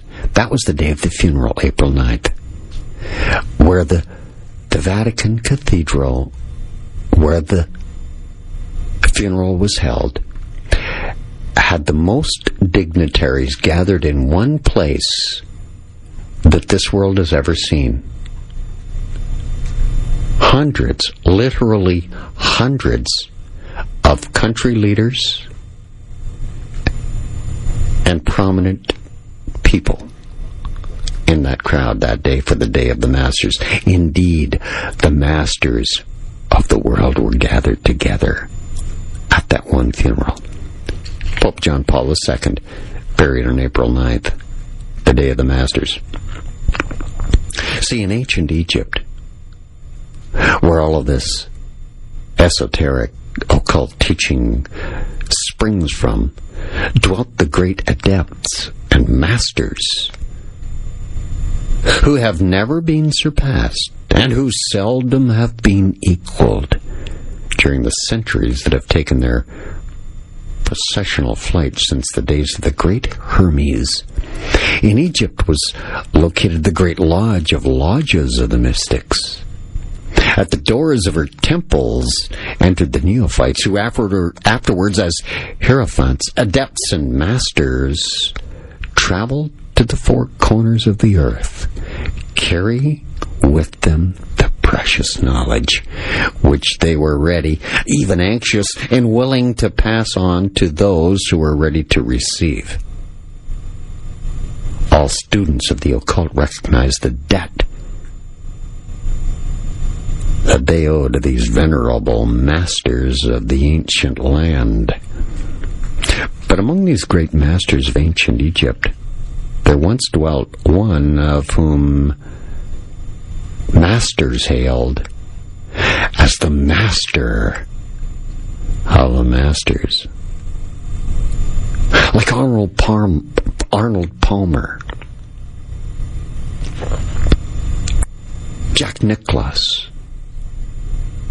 Tiger Woods, the masters of the masters. And by the way, Phil Mickelson has a chance to become one of those master of masters, being a 4-time winner.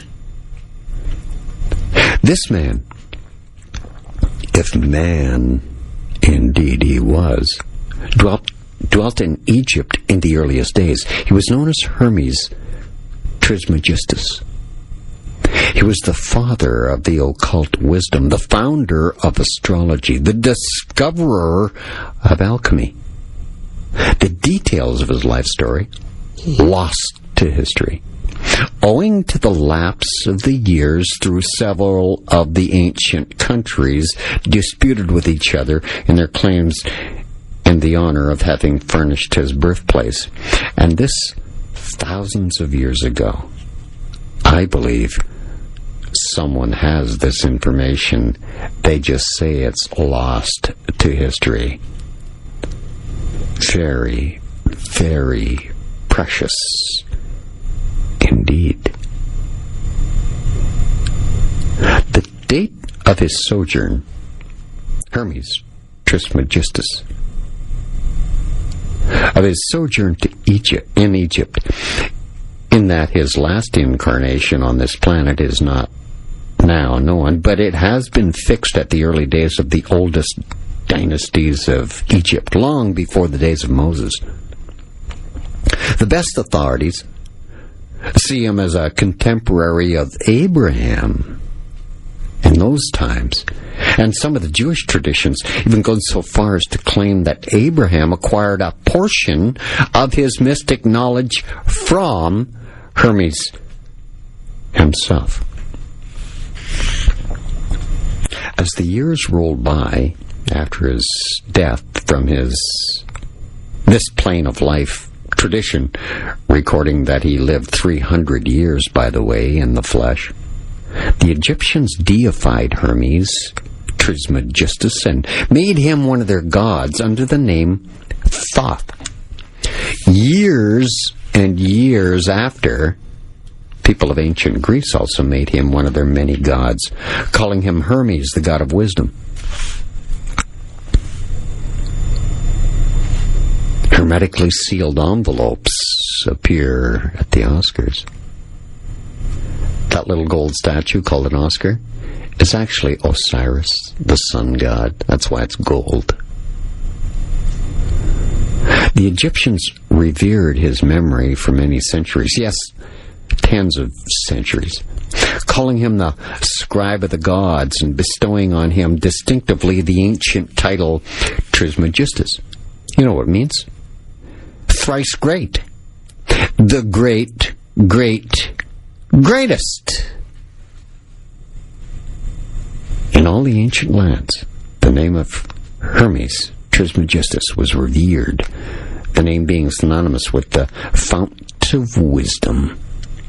Even to this day, we use the word hermetic in the sense of secret, sealed, as I just brought up, so that nothing can escape. And by this reason of the fact that the followers of Hermes always observed the principle of secrecy in their teachings.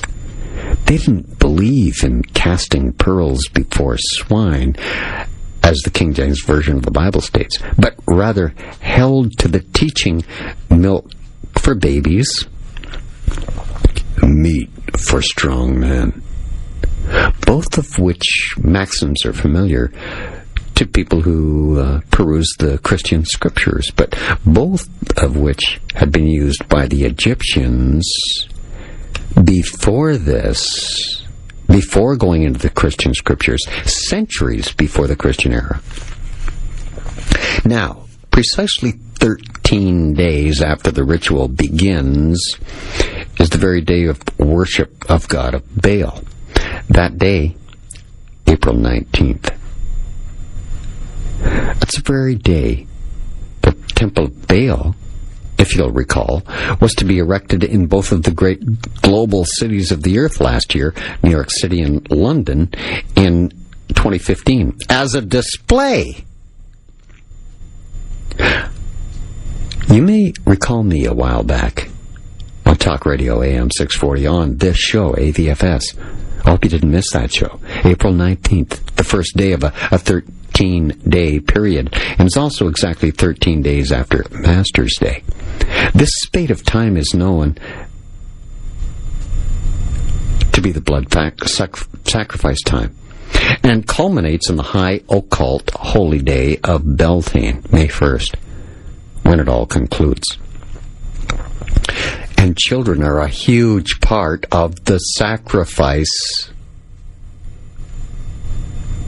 That's why they're children dancing around a maypole because they have escaped the blood sacrifice and their lives have been spared, have not been chosen to be part of the sacrifice. In some parts of the world, Beltane is much better known as May Day, and it's been described as the Illuminati's second most sacred holiday. We've witnessed instances of ritual blood sacrifices involving children in the second half of April in the past. The answer to that question of have there been mostly children killed at this time of year, the answer would be yes. But very few of us have noticed. I'll tell you now, there's a definite connection. April 19th is also known as the Feast of Moloch. If you're not familiar with Moloch, he's the ancient Canaanite god that is repeatedly denounced in the Old Testament of the King James Version of the Bible. Child sacrifice, a key feature of the worship of Moloch.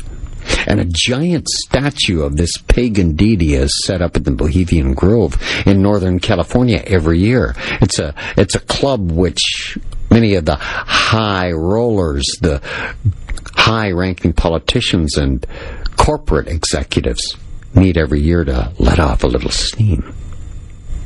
It's just a coincidence that reproduction of the arch that stood in front of the Temple of Bel in Palmyra, Syria, went up in New York and London on the precise day when the Beast of Moloch was celebrated and when the blood sacrifice to the beast began. All done according to plan, right? The organization in charge of this, the Cultural Project, is the Institute of Digital Archaeology. Here's what their website stated. April 29th, last year, 2016, in cooperation with national and international cultural heritage preservation organizations, and in conjunction with the World Heritage Week, the Institute for Digital Archaeology will install a monumental-scale reconstruction of Palmyra's triumphal arch.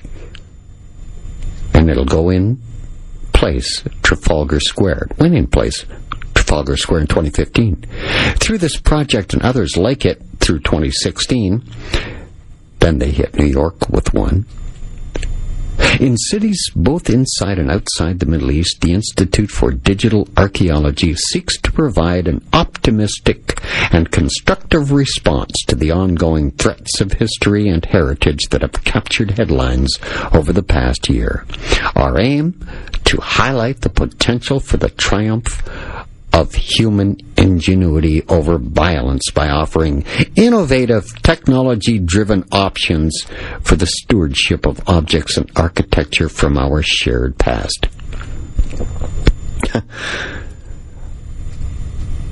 sacrificial monument to Moloch, Baal, the child sacrifice king god? Think again. Just some sort of a freak, weird idea that they had? No.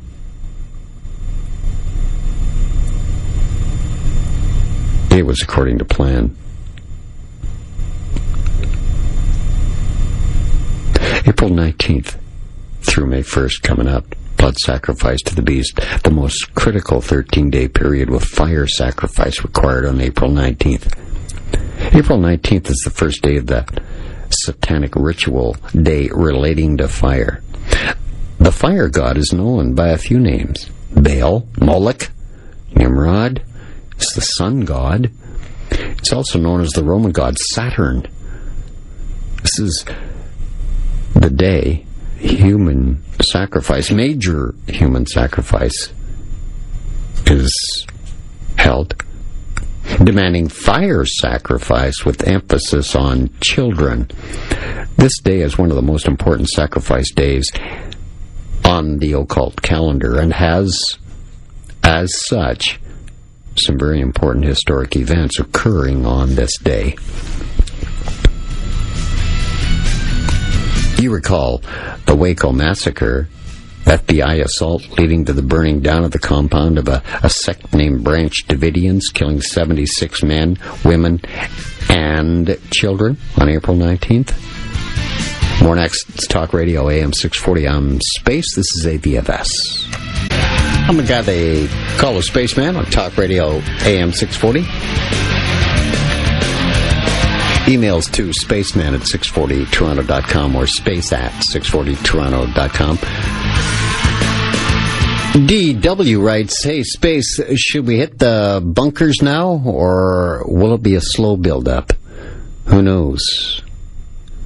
May God help us. Best regards from CS, Sydney, Australia. Sunny Sydney says they've had rain for so long, so often. Now it's finally abated. I've been going through April 19th through May 1st, 13 days of the blood sacrifice time. And it's proven throughout history that whoever's controlling these events are picking them on purpose in this actual time frame of this 13-day period, April 19th through to May 1st, when the blood sacrifice ends. This is why the kids are dancing around the maypole, as I said before. And children are the most targeted. Just a few events. As I said, Waco massacre. 76 men, women, and children killed at Waco, Texas, April 19th, 93. In 1995, the Oklahoma City bombing happened on April 19th. 168 people killed. A lot of children in a daycare center, which was really where the epicenter of the bomb took place. And April 20th, 1999, Columbine High School massacre. 13 kids murdered by 2 other kids. April 16th, Virginia Tech massacre. 32 kids, college students killed. April 16th of 2013, the Boston Marathon explosions happened. 3 killed. And remember that the guy they charged with, they killed his brother, Tamerlan Tsarnaev, linked to the Boston Marathon bombing ritual, was shot to death April 19th. You could say fired upon, and he was a kid. Oh, and one more thing. That since 2016 was a leap year, April 20th was the 111th day of the year, and triple numbers are considered by the elites to be power dates in the occult world. April 20th, by the way, is also Hitler's birthday. This 13-day period, which begins April 19th, culminates with a high occult holy day of Beltane, May 1st, rather. And in recent years, this occult holiday has experienced a tremendous resurgence, especially in Europe. The origin of Beltane, you see, can be traced all the way back to the worship of Baal, Moloch, in the ancient Middle East. Beltane begins April 30th at sundown, lasts until sunrise, May 1st. Beltane is the opposite of Halloween on that satanic calendar I've been speaking on and off about tonight, as Halloween is a time of reaping, while Beltane is a time of rebirth. This holiday is a time to celebrate fertility, indulgence, the rebirth of spring, and the Sumerian god Enlil, Baal, Moloch. This is where the name Beltane comes from Baal. Before any real celebrating took place, wood from 9 different types of trees gathered, sacred grid was made. The grid was created by drawing a square on the ground and divided into 8 smaller squares. Now, turf from the 8 outer squares were dug out, leaving the 9th square intact. The Beltane fire symbolized the central hearth of the community, the divine fire in the center of all things, and the spark of life within man. Beltane celebrations were celebrated in the nude and without shame. The celebrants would dance around the maypole, which stood as a phallic symbol. Couples would pair up, jump through the bonfire, and had sex in the woods all night after intense feasting and drinking.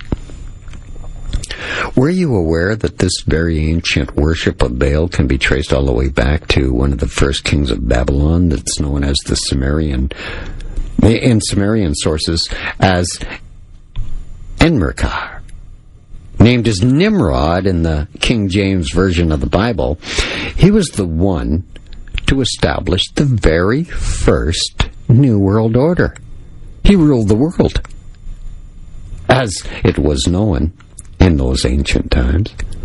And he fundamentally changed the course of human history. After he died, this ancient king of Babylon, Nimrod, eventually came to be worshipped as a sun god under a whole host of different names: Marduk, Osiris, Apollo, and a lot more.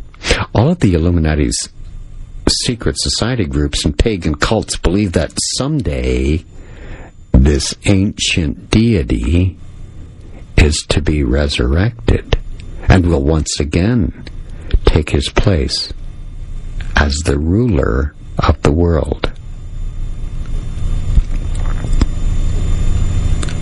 Lucifer.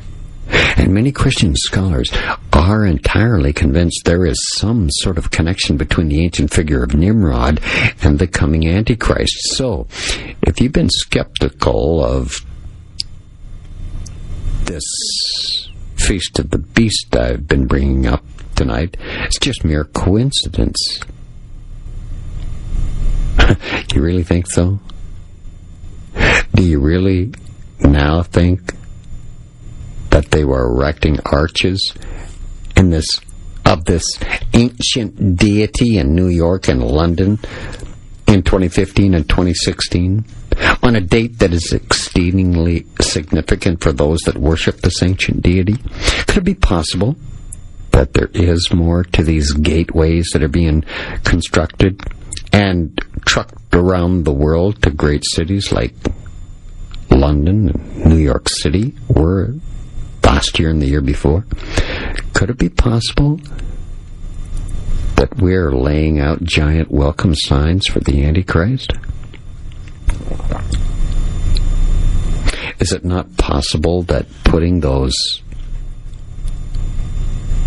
copies, those replicas of the ancient temple of Baal from Palmyra in Syria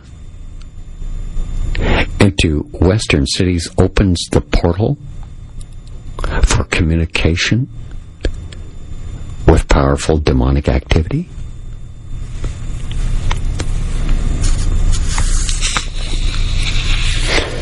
If you think what you're hearing tonight on AVFS on Talk Radio AM 640 is really strange, well, the truth is that you haven't seen anything yet. From this point on, since the portal to Baal has been opened in plain view for all to see, things are going to get much, much stranger. Ultimately, the world that we live in is going to come to resemble something out of a post-apocalyptic science fiction movie. So, enjoy the remaining days of what we now have come to call normal life, because our world is rapidly changing, and those changes will soon become extremely dramatic. Spaceman on Talk Radio AM 640. Back with more in a moment. Hey, it's the Spaceman on Talk Radio AM 640. Emails to space640toronto.com or spaceman at 640toronto.com. Did it again. Very, very surprising emails tonight. And so dedicated and so insightful. I'm the best listener radio has to offer. So what lies ahead for humanity? With all the problems we got, it's hard to believe our future is bright. A global financial crash, environmental deterioration, diminishing resources, unrest and oppression in developing countries, and in the first world countries, apathy, loneliness, lack of direction in developed ones, all combine to severely cloud the horizon of what lies ahead. It may seem fantastic, but the signs in the heavens, the stars, according to the Illuminati, point to an extraordinary renewal in the years just ahead. If we recall some recent trends, this prospect doesn't seem so outlandish. It wasn't too long ago that we heard about the dawning of the age of Aquarius and about the revival of spirit among the new generation. We can still hear the echoes of, past men that we've looked up to, like John Kennedy calling to action and seeing the vision of Martin Luther King's dream come true. We're all are equal, before he and his dream were shot down in 1968. He said we as a people would get to the promised land. The promise is now empty. Look at black people's rights in America. Yet the planetary cycles support this prophecy for an extraordinary renewal in the years just ahead. Because what the Illuminati believe they've discovered when they looked at these cycles is compelling evidence that a renaissance, a golden age, is right around the corner. Yeah, the New World Order is. You're probably familiar, too, with the words New Age. And probably heard or read about the dawning of the age of Aquarius. It simply means that we're leaving one age, the Pisces age, the fish, represented by Jesus Christ, and entering a new one, Aquarius. Water. The Merovingian bloodline born of water. I call them the Water Kings because they conquered the globe through sailing on the water. And supposedly this happens every 2,000 years. Leaving one age, going into another. The last one coinciding with the arrival of Christ, Pisces. Now with Pisces departing and the new one, Aquarius, appearing. What does that have to do with you and I? Well, it's quite a lot to do with you and me and everyone else on this planet, for a starter. If you haven't already undergone any changes, you might be feeling the urge to change now, or you may be witnessing changes around you. Either way, you will certainly be aware that life on planet Earth seems to be going off the rails in one way or another. It's a characteristic of the changing of the ages as people struggle to adapt to the new energies, you see. Oh, the adepts have this all figured out.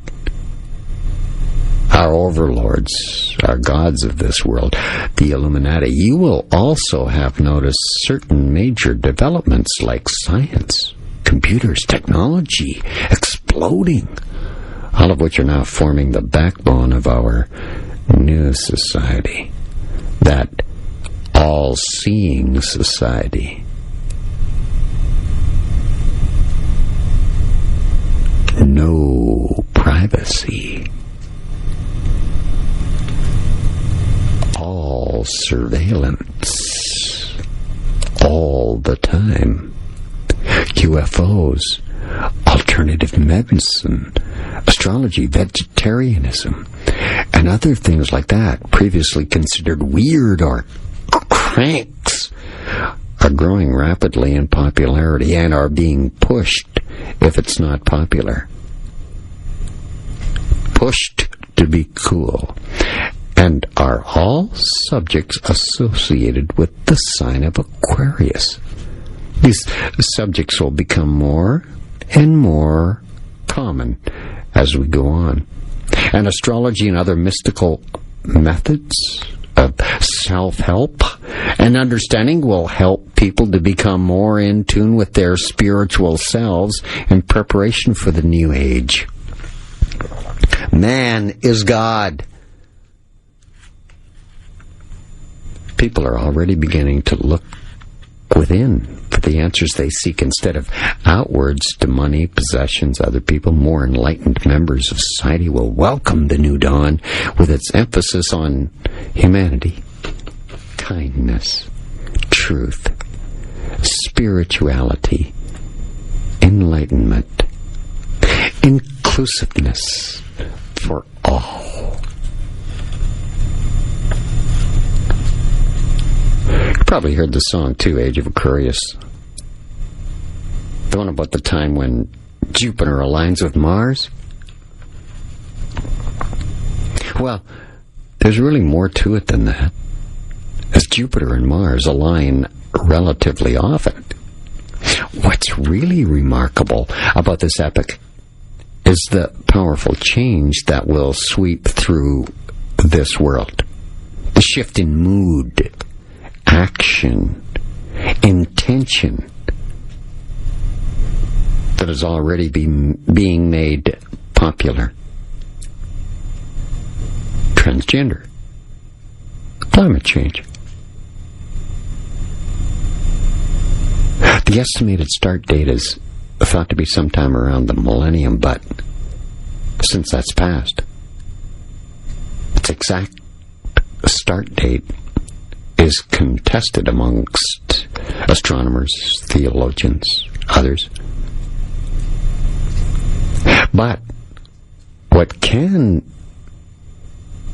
be established right now is the effects of the age of Aquarius have already been felt. The golden age, as they call it, as the elites call it, is destined to destroy all religious regimes and free the minds of ignorance and delusion, as they call it, forever. Once enlightened, you see, the elites believe each human being will begin his or her individual journey within and strive to become the new race of super-conscious humans, awakening seekers of truth and the eternal spirit, healing people who speak different languages and nations in the process. In this new millennium, there'll be no more lies or derision, but spiritual, golden living and dreams of third eye vision, your spiritual eye. The human family is truly entering the age of mystic revelations. It's being pushed on you, and the mind's liberation. In other words, change your old ways, change your religion, get with the times. The deep spiritual insight and knowledge of the Bible enlightened, Dan Costian's Bible, is best describing the age of Aquarius. His explanation of the historical significance of astrological signs that gave birth to distinct ages serves as celestial landmarks that guide us as we collectively review and rechart the future of mankind and this planet. In this new age, we're supposed to be breaking free of centuries of false doctrine destructive indoctrinations. You can tell they're after religion right there, namely Judaism, Christianity, and Islam. Absurd ideas and children's stories about God, education, medicine, and love. The corrupt foundations of false society crumble. The time of crisis is not the signal of the end of the world. What comes is not the end, but the beginning. The elites believe the dream humanity has lived for century after century ends, and we awaken to a bright new day. A bright new way. Now, in the age of Aquarius, everything becomes unified. All one. All our differences. All of our dualities mixed together like the fragrances of a flower shop, say, with all of the different flowers adding their bouquet to the overall mix until they're inseparable. Each individual flower remains distinct and individual, all right, but each one's fragrance is unique and discernible when you come up close to it, yet joined together in unity with the others in the wonderful mixture. That's the smell of the florist's shop. The world, as our overlords see it. It's the Spaceman on Talk Radio, AM 640. If you want more, I've got it next. I'm the Spaceman. It's Talk Radio, AM 640. Emails to spaceman at 640toronto.com or space at 640toronto.com. Got some information you'd like to pass along to me? You got a comment on the show? You got a critique of the show? Or you just like to say where in the world you're listening to AVFS on Talk Radio AM 640 from? Feel free to drop me a line. Before the break, I was talking about the new age of Aquarius, where everything becomes unified. All our differences gone. All of our dualities mixed together. See, the elites believe that our individual worth comes from inside, from what we have inside, through our development, our evolution, our transformation, and what we can give to society. Now, our drastic differences dissolve, and we integrate into the whole. When this happens, we integrate and unify with the energy of the universe, with the great cosmic spirit, the elites believe. Mystically, Aquarius signifies friendship. Friendship bursts upon us in its most elevated sense, in its most noble aspect, with understanding, collaboration, and fraternity. Love and friendship will have nothing to do with possessing or ego. The idea of love, meaning you belong to me, ends in the New Age. The thought of friends of convenience, friendship based on an ulterior motive like business, ends. Love and friendship based on anything other than pure love, the divine and pure love, changes the sentiment into a coin of exchange. You no longer have love or friendship because of who you are, because of what you do or you can do for me. The elites believe this will all change in the age of Aquarius. It's the era of peace, of unity, of love. That's why you're being sold on this all-inclusiveness now. And even going so far as to say, a person who's fluid. You know what fluid means. Got a new meaning today. Fluid can mean, this week I feel like a girl. Next week I may feel like a guy again. And they're manifesting that in the world with the youth, teaching them that by having the odd story float around in the Illuminati-controlled mass media saying, well, there's this person who's going to take the school to court because he's a guy, but he sees himself as a woman and wants to be using the women's can. And that's how those thoughts are put out there, to have people thinking and talking about it. And the idea is for everyone to grasp onto it and to embrace it. Because after all, it's all-inclusive now, isn't it? There is no reject. This will be the way it is, the era of peace, unity, and love, when it arrives. The polarity of Aquarius.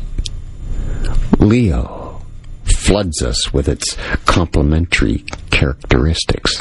The celestial throne of the sun, Leo, encourages, ennobles, enriches, enlightens us for the growth of our hearts, the growth of our inner beings.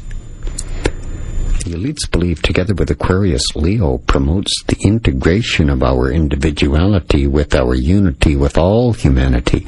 And we realize that we must first be something in and of ourselves to be something for others.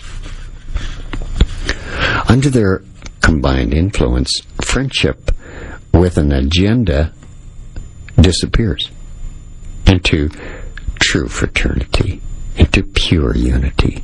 Then we can prepare ourselves for unity with the universal spirit.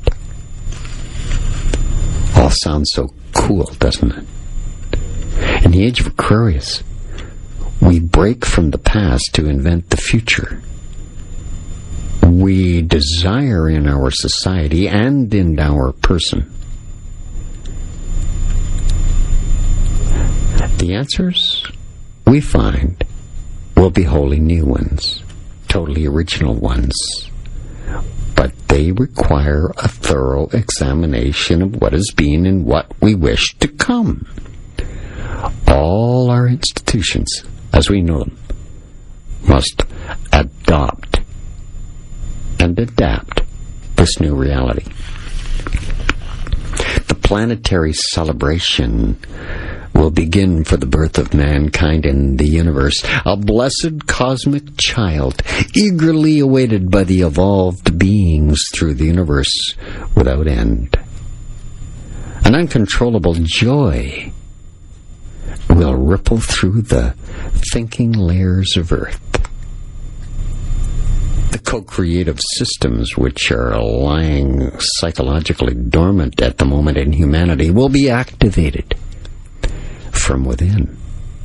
All sensitive persons will feel the joy of the force flooding their systems with love and attraction. May the force be with you. You're already being programmed on that. Oh, the New Age movement is powerful. It is the new religion, the one world religion, to take the place of Judaism, Christianity, and Islam when they are deemed illegal, banned, because they're all the troubles. Where all the trouble comes from in the world. Now, you're being shown that in a very dramatic way, aren't you? Increasing numbers of people in the West, it seems, are prepared to be less dogmatic and more open-minded and accept beliefs from a variety of different traditions without too much concern about their consistency. Reincarnation, for example, a non-Christian belief, of course, held by an estimated 25% of Western Europeans, a lot of whom would also appear to believe in the resurrection of Jesus and other Christian tenets about the afterlife. The New Age movement, which draws on insights from a lot of different traditions, is, the Illuminati believe, the best example of this eclectic approach. It's the Spaceman on Talk Radio, AM 640, describing the New World Order as it's seen today. I'm the Spaceman on Talk Radio, AM 640. It's the Spaceman. This is Talk Radio, AM 640. The show's AVFS. Emails to spaceman at 640toronto.com or space at 640toronto.com. RF writes, the age of Aquarius, the end of the old, the beginning of the new, as one. The Alpha and the Omega. Amazing, isn't it? How it fits in with the Alpha, Phi, Omega. Rex Tillerson's and many other very powerful people's fraternity when they were in college. Alpha, Phi, Omega, actually containing the age of Aquarius and the end result. Pretty cool email. But then, the listener to AVFS is the best. So in the future, as communications increase, contact and interaction between cultures on a global scale, people may well acknowledge a range of different beliefs once considered totally incompatible and gain benefit from principles found outside their own religious traditions.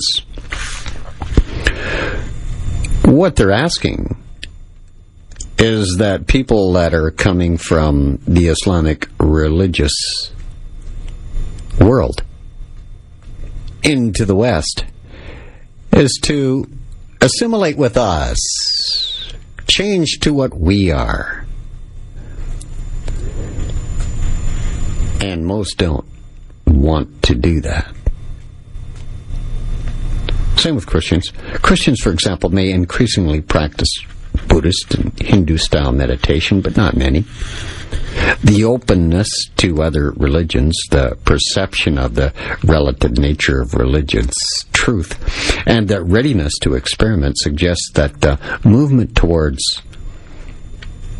eclecticism may gather momentum, but only if it's heavily promoted by the Illuminati-controlled mass media, and then maybe later legislated into law.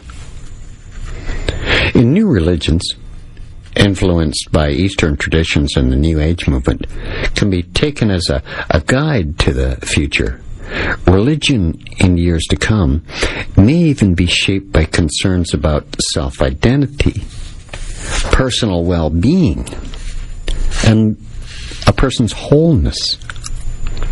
This concern with the self doesn't necessarily reflect a narcissistic strain, but the elites believe it's going to be a belief that the world can be changed only through a change of individuals, not by organizations and governments. So that's why there is so much self being sold today. And of course, I guess the most operative word there, the newest word in the newest catchphrase, a selfie. Everyone wants a selfie. It's all about self. New Age spirituality focuses strongly on self-realization and a harmonious relationship between people and their natural environment. New Age values concerns the new religion coming, which runs counter to much of the secular spirit of Western industrial societies, may point toward the path religion could take in the future. That's what they truly believe is going to happen. The elites are pushing for that. The Piscean Age started giving away with the advent of scientific thought. It was during the Renaissance. Because this erosion didn't just start after 9/11. It's been going a long time through this evolution. But it still holds the majority of humanity in its grasp through the orthodox religions, blind patriotism, and growing financial inequality. So, due to concentration on the lower energies of this sign, especially in the last century, the world has virtually become a market. And money, it's God. No one can ever be sure when exactly the energies of Aquarius, the sign of man, will take over. But it could be that this change could take place somewhere in the early years of this new 21st century. The period of transition of the next millennium is the one which carries a lot of weight from predictions and prophecies of various scholars and prophets in the past as well as the present. The Christ derived from the Greek word Christos, meaning the anointed one, who inaugurated the age of Pisces, as the Jesus of Nazareth himself said, "When the Son of Man shall come, he will enlighten you in all things." So the Aquarian age, the age of individual enlightenment and brotherhood of man, will only manifest fully only after this Illuminati forced purification process happens, which will involve a sudden fall of the civilization that we know as today. This fall, I believe, is imminent. And in the way this civilization has polluted the earth beyond repair, of course we'll all wish to see things happen with the minimum of suffering, the maximum of benefit, but at present, reality and the message of the ancients revealing a different plot, which we must accept as a manifestation of the cosmic intelligence, will. The agents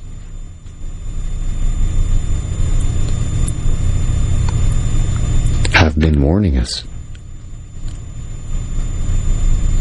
that in the past, just as the ancients warned, many civilizations which considered themselves invincible were reduced to dust by the storms of time.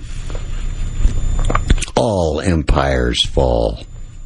Yes, this last empire is to come, called the New World Order, and it will encompass for the first time ever in the world's history a truly global government. The ancients have many times warned us that in the past many civilizations which considered themselves invincible were reduced to nothing, just through time, and it will happen again. I feel that all the knowledge is out there already, and we all need to do this, to put the pieces together and synthesize all the seemingly unrelated aspects. This is the thinking of the people that are the movers and shakers of this world, that are shaping society, social engineering us all to go in a certain direction. For example, the fact that Draconis among the constellations signifies the flying serpent relates to the Mayan civilization, which worshipped the flying serpent with the temples of Angkor, which were made in the image of that constellation itself. The flying serpent is actually revered in the Chinese culture today as the dragon, which in turn symbolizes the very heights of wisdom and knowledge. Lucifer, the light bringer, is light, according to the elites. The same serpent is revered in the Vedic scriptures due to its association with Kundalini power, which is at the base of every person's spine, it's said, and is the giver of supreme enlightenment once it opens up the crown center, located at the top of the head, right in between your eyes. It's that little gland, about the size of an acorn. Vedic astrology represents this serpent power through the moon's nodes. Rahu, the north node, and Ketu, the south node.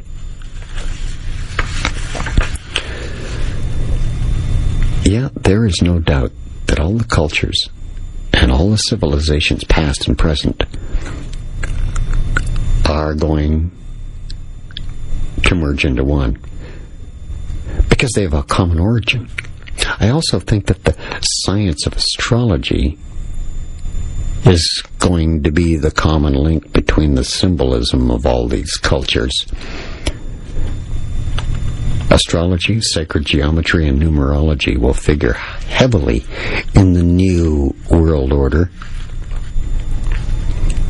And why has it become possible for us to break this astrological code of the ancients at the present time? It's because we might again be on the verge of another global cataclysm, similar to that of 10,000 BC, as history is about to repeat itself again. And the key to our future lies in that very knowledge in our past. The Age of Aquarius is interpreted as the water of life pouring upon the peoples, the Kundalini of the Spirit, the Holy Ghost in Christianity, in sign of harmony between the human microcosm and the divine macrocosm of reality attained, called unio mystica in yoga. But for this to take place, we'll all be educated that it's necessary that man should become Adam, who had been created by God as a divine embodiment in his image. Because as John said about the last coming of the Savior, what we shall be has not been manifested. We shall know that if it is manifested, we shall be like as he is, pure. In other words, man has to deify himself, make himself into a god, and that implies purification at the energetic level, allowing the Kundalini, the Illuminati believe, to achieve the mystical union at the human level. This purification, as they call it, will make the enlightenment possible. Now, if we really want to understand what's all going back, you have to go back to the dawning of the age of Aquarius. Remember that song? That song said, when the moon is in the 7th house and Jupiter aligns with Mars, then peace will guide our planet and love will steer the stars.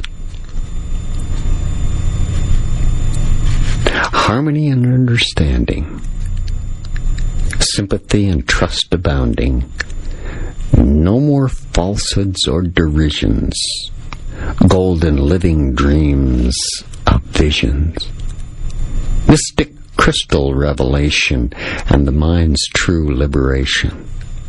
Aquarius. When the moon's in the 7th house and Jupiter aligns with Mars, then peace will guide the planets and love will steer the stars. It's the dawning of the age of Aquarius song.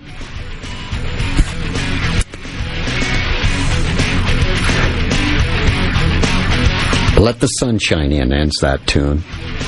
The line is repeated exactly 11 times. The number of destruction. It's Spaceman on Talk Radio, AM 640. More next. I'm the Spaceman. This is AVFS. It's Talk Radio, AM 640. Emails to spaceman at 640toronto.com or space at 640toronto.com. The email tonight has been just simply outstanding. And I thank you if you're one of those people that sent one to me tonight. You ever heard of the Blue Beam Project? It's set up upstairs.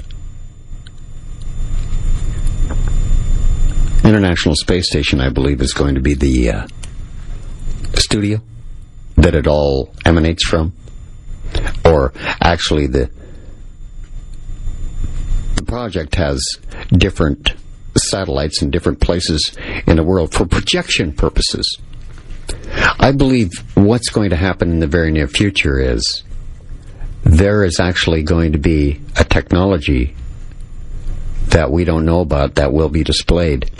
And what it will be is turning the sky into a motion picture theater screen so that a fake alien invasion may be shown as a hologram in the sky, projected from near Earth orbit on a satellite of a projector that puts it into the air. I believe that's something that's going to happen in the very near future. Timing is the key for the New World Order to be implemented. Meaning the right people, you see, have to be in the right place politically, have to be in the right place spiritually, and the new technology has to be ready as well as the astrological timing for all these parts to come together and function in unison. This technology I speak about, the holograms in the sky, is to be put in near Earth orbit here in space. And here on Earth, it will enable all of us to, well, see with our own eyes these manifestations that are not real. And we will believe that they will be the truth, that they are real. The ultimate goal of this New Age movement underway now is the United Nations implementation of a New World Messiah. The tools of the New World Order are a multinational army, an international army, an international police force, a World Bank for the economy, one World Bank, one world government under the United Nations, a World Conservation Bank for wilderness around the world. And that means that all green movements will be melded into this new international bank or will disappear. Also, a new world religion will emerge. After all, church doctrines will be destroyed at the roots to be replaced by this new religion of the age of Aquarius. The world 7 rate classifications for all men and women will be set up, preparing the world for the new paradise to come, the new golden age, where everybody will have a predetermined work to fill out, whether they agree it or not. They will reveal their world concentration camp headquarters for the ones that they don't want, for those who will not accept the new system. They will set up the World Agricultural and Food Supply Control, which will control food and vitamin supplies all around the world. That's what's going on with GMOs. The New World Order will be an in-between government system from the old USSR, Great Britain and its Commonwealths, and the United States with its melting pot population. This is at the end. It'll be a new spiritual political world order, which will replace the old one that we're living in right now. What are the New World Order plans? They plan the destruction of all people who believe in the monotheistic religions, Muslim, Christians, Jews. This plan calls for the complete disappearance of Islam, Christianity, and Judaism. And to achieve this plan, the New World Order will change nations' laws in order that those religious belief systems will be unlawful. Now, what else do the elites have planned? The plan is for anyone to be accepted into the New World Order. People will first, though, have to accept the New World religion, will have to enter into this New World religion. The Muslims, the Christians, the Jews will have to abdicate their own beliefs, just as the satanic luminaries, guys like Benjamin Creme, Dave Spangler, Alice Bailey, Helena Blavatsky, all said that the initiation will be on a world basis. It will be based on a Luciferian initiation. So what we have to understand here is it won't be possible for someone who will hold tight to his own religion to get into the New World Order. That'll be impossible. They intend to bring their followers to the knees. All men of all nations and cultures and religions. Now, this project I'm talking about with the implementation of holograms in the sky, which people will think is real. There's 4 parts toward the implementation of this New World religion with the Antichrist at its head. The first step concerns the breakdown of all archaeological knowledge. It deals with the setup of earthquakes in certain precise locations of the planet where supposedly new discoveries will suddenly be explained. For them, the wrong meaning of all major religious basic doctrines will be shown to be false. This will be new, unrefutable proof that the ancient myths were correct after all. And this will be used to make the population believe that all religious doctrine has been misunderstood and misinterpreted through the millennia, and has already started with a meticulous psychological preparation of psyops. That psychological operation foisted on the people through movies like 2001: A Space Odyssey, Star Trek, Star Wars, which deals with space invasion and space protection, the Terminator series, Jurassic Park, stuff like that, dealing with the theory of evolution. Countless other horror flicks dealing with demonic possession, and the latest film will be with these plots contained. The second step deals with a gigantic space show with 3-dimensional optical holograms and sounds, even laser projections of multiple holographic images to different parts of the world, each receiving different images according to predominating religion and national religious faith. And this new God's image will be talking in all languages to be understood by all. Algorithms makes it simple today. It's Spaceman on Talk Radio AM 640. There's more right after this break. It's the Spaceman on Talk Radio AM 640. Final segment in tonight's show.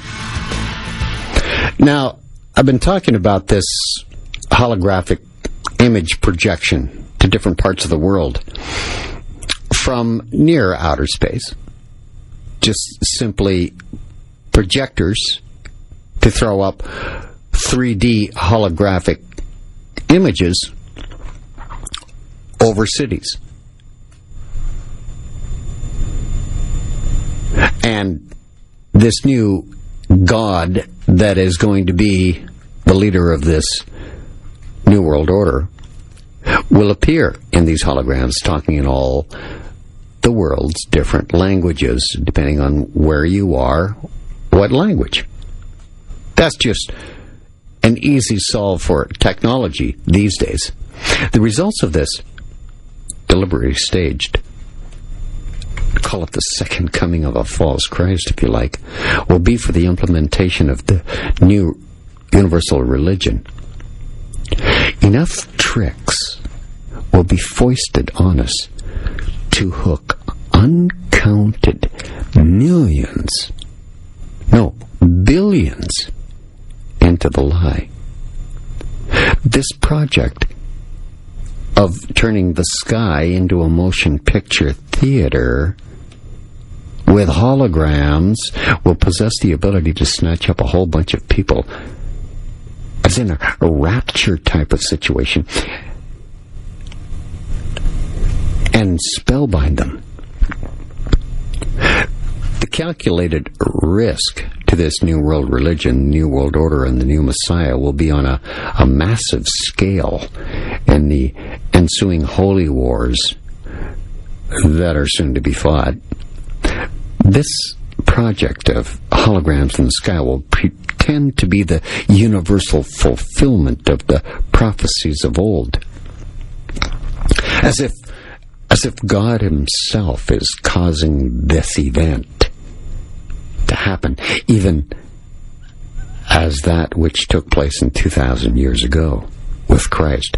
They plan to turn the sky itself into a movie screen. Space-based laser-generating satellites will project the images simultaneously to the four corners of the earth if needed, of every language and every dialect, according to the region it appears in. It'll deal with the religious aspects of the New World Order and will be a large-scale super seduction. Computers will coordinate the satellites and software to run this gigantic show in the sky and tell.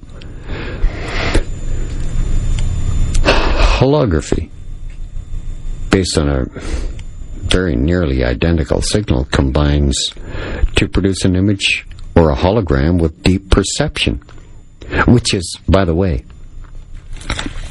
equally applicable to electromagnetic frequencies, even very low frequencies, waves. It'll be an optical phenomena. Specifically, the show is going to be made up of laser projections of multiple holographic images to different parts of the world, each receiving, as I said, a different picture and sound according to predominating regional and national religious faiths. Not a single area is going to be excluded, you know. With computer animation, sound effects appearing to come from the depths of space, astonished people watching will turn into followers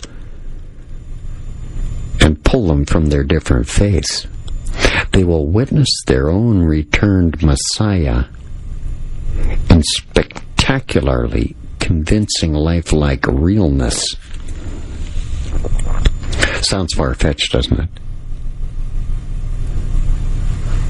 Well, that's exactly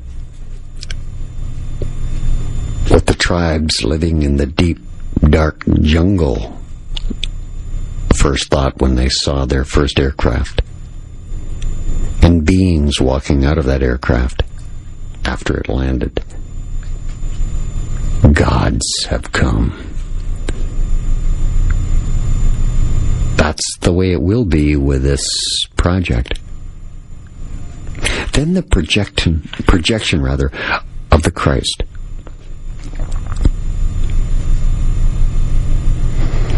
Muhammad, Buddha, Krishna, Christ will all merge into one after explanation of the mysteries. The prophecies, the revelations, will have been disclosed.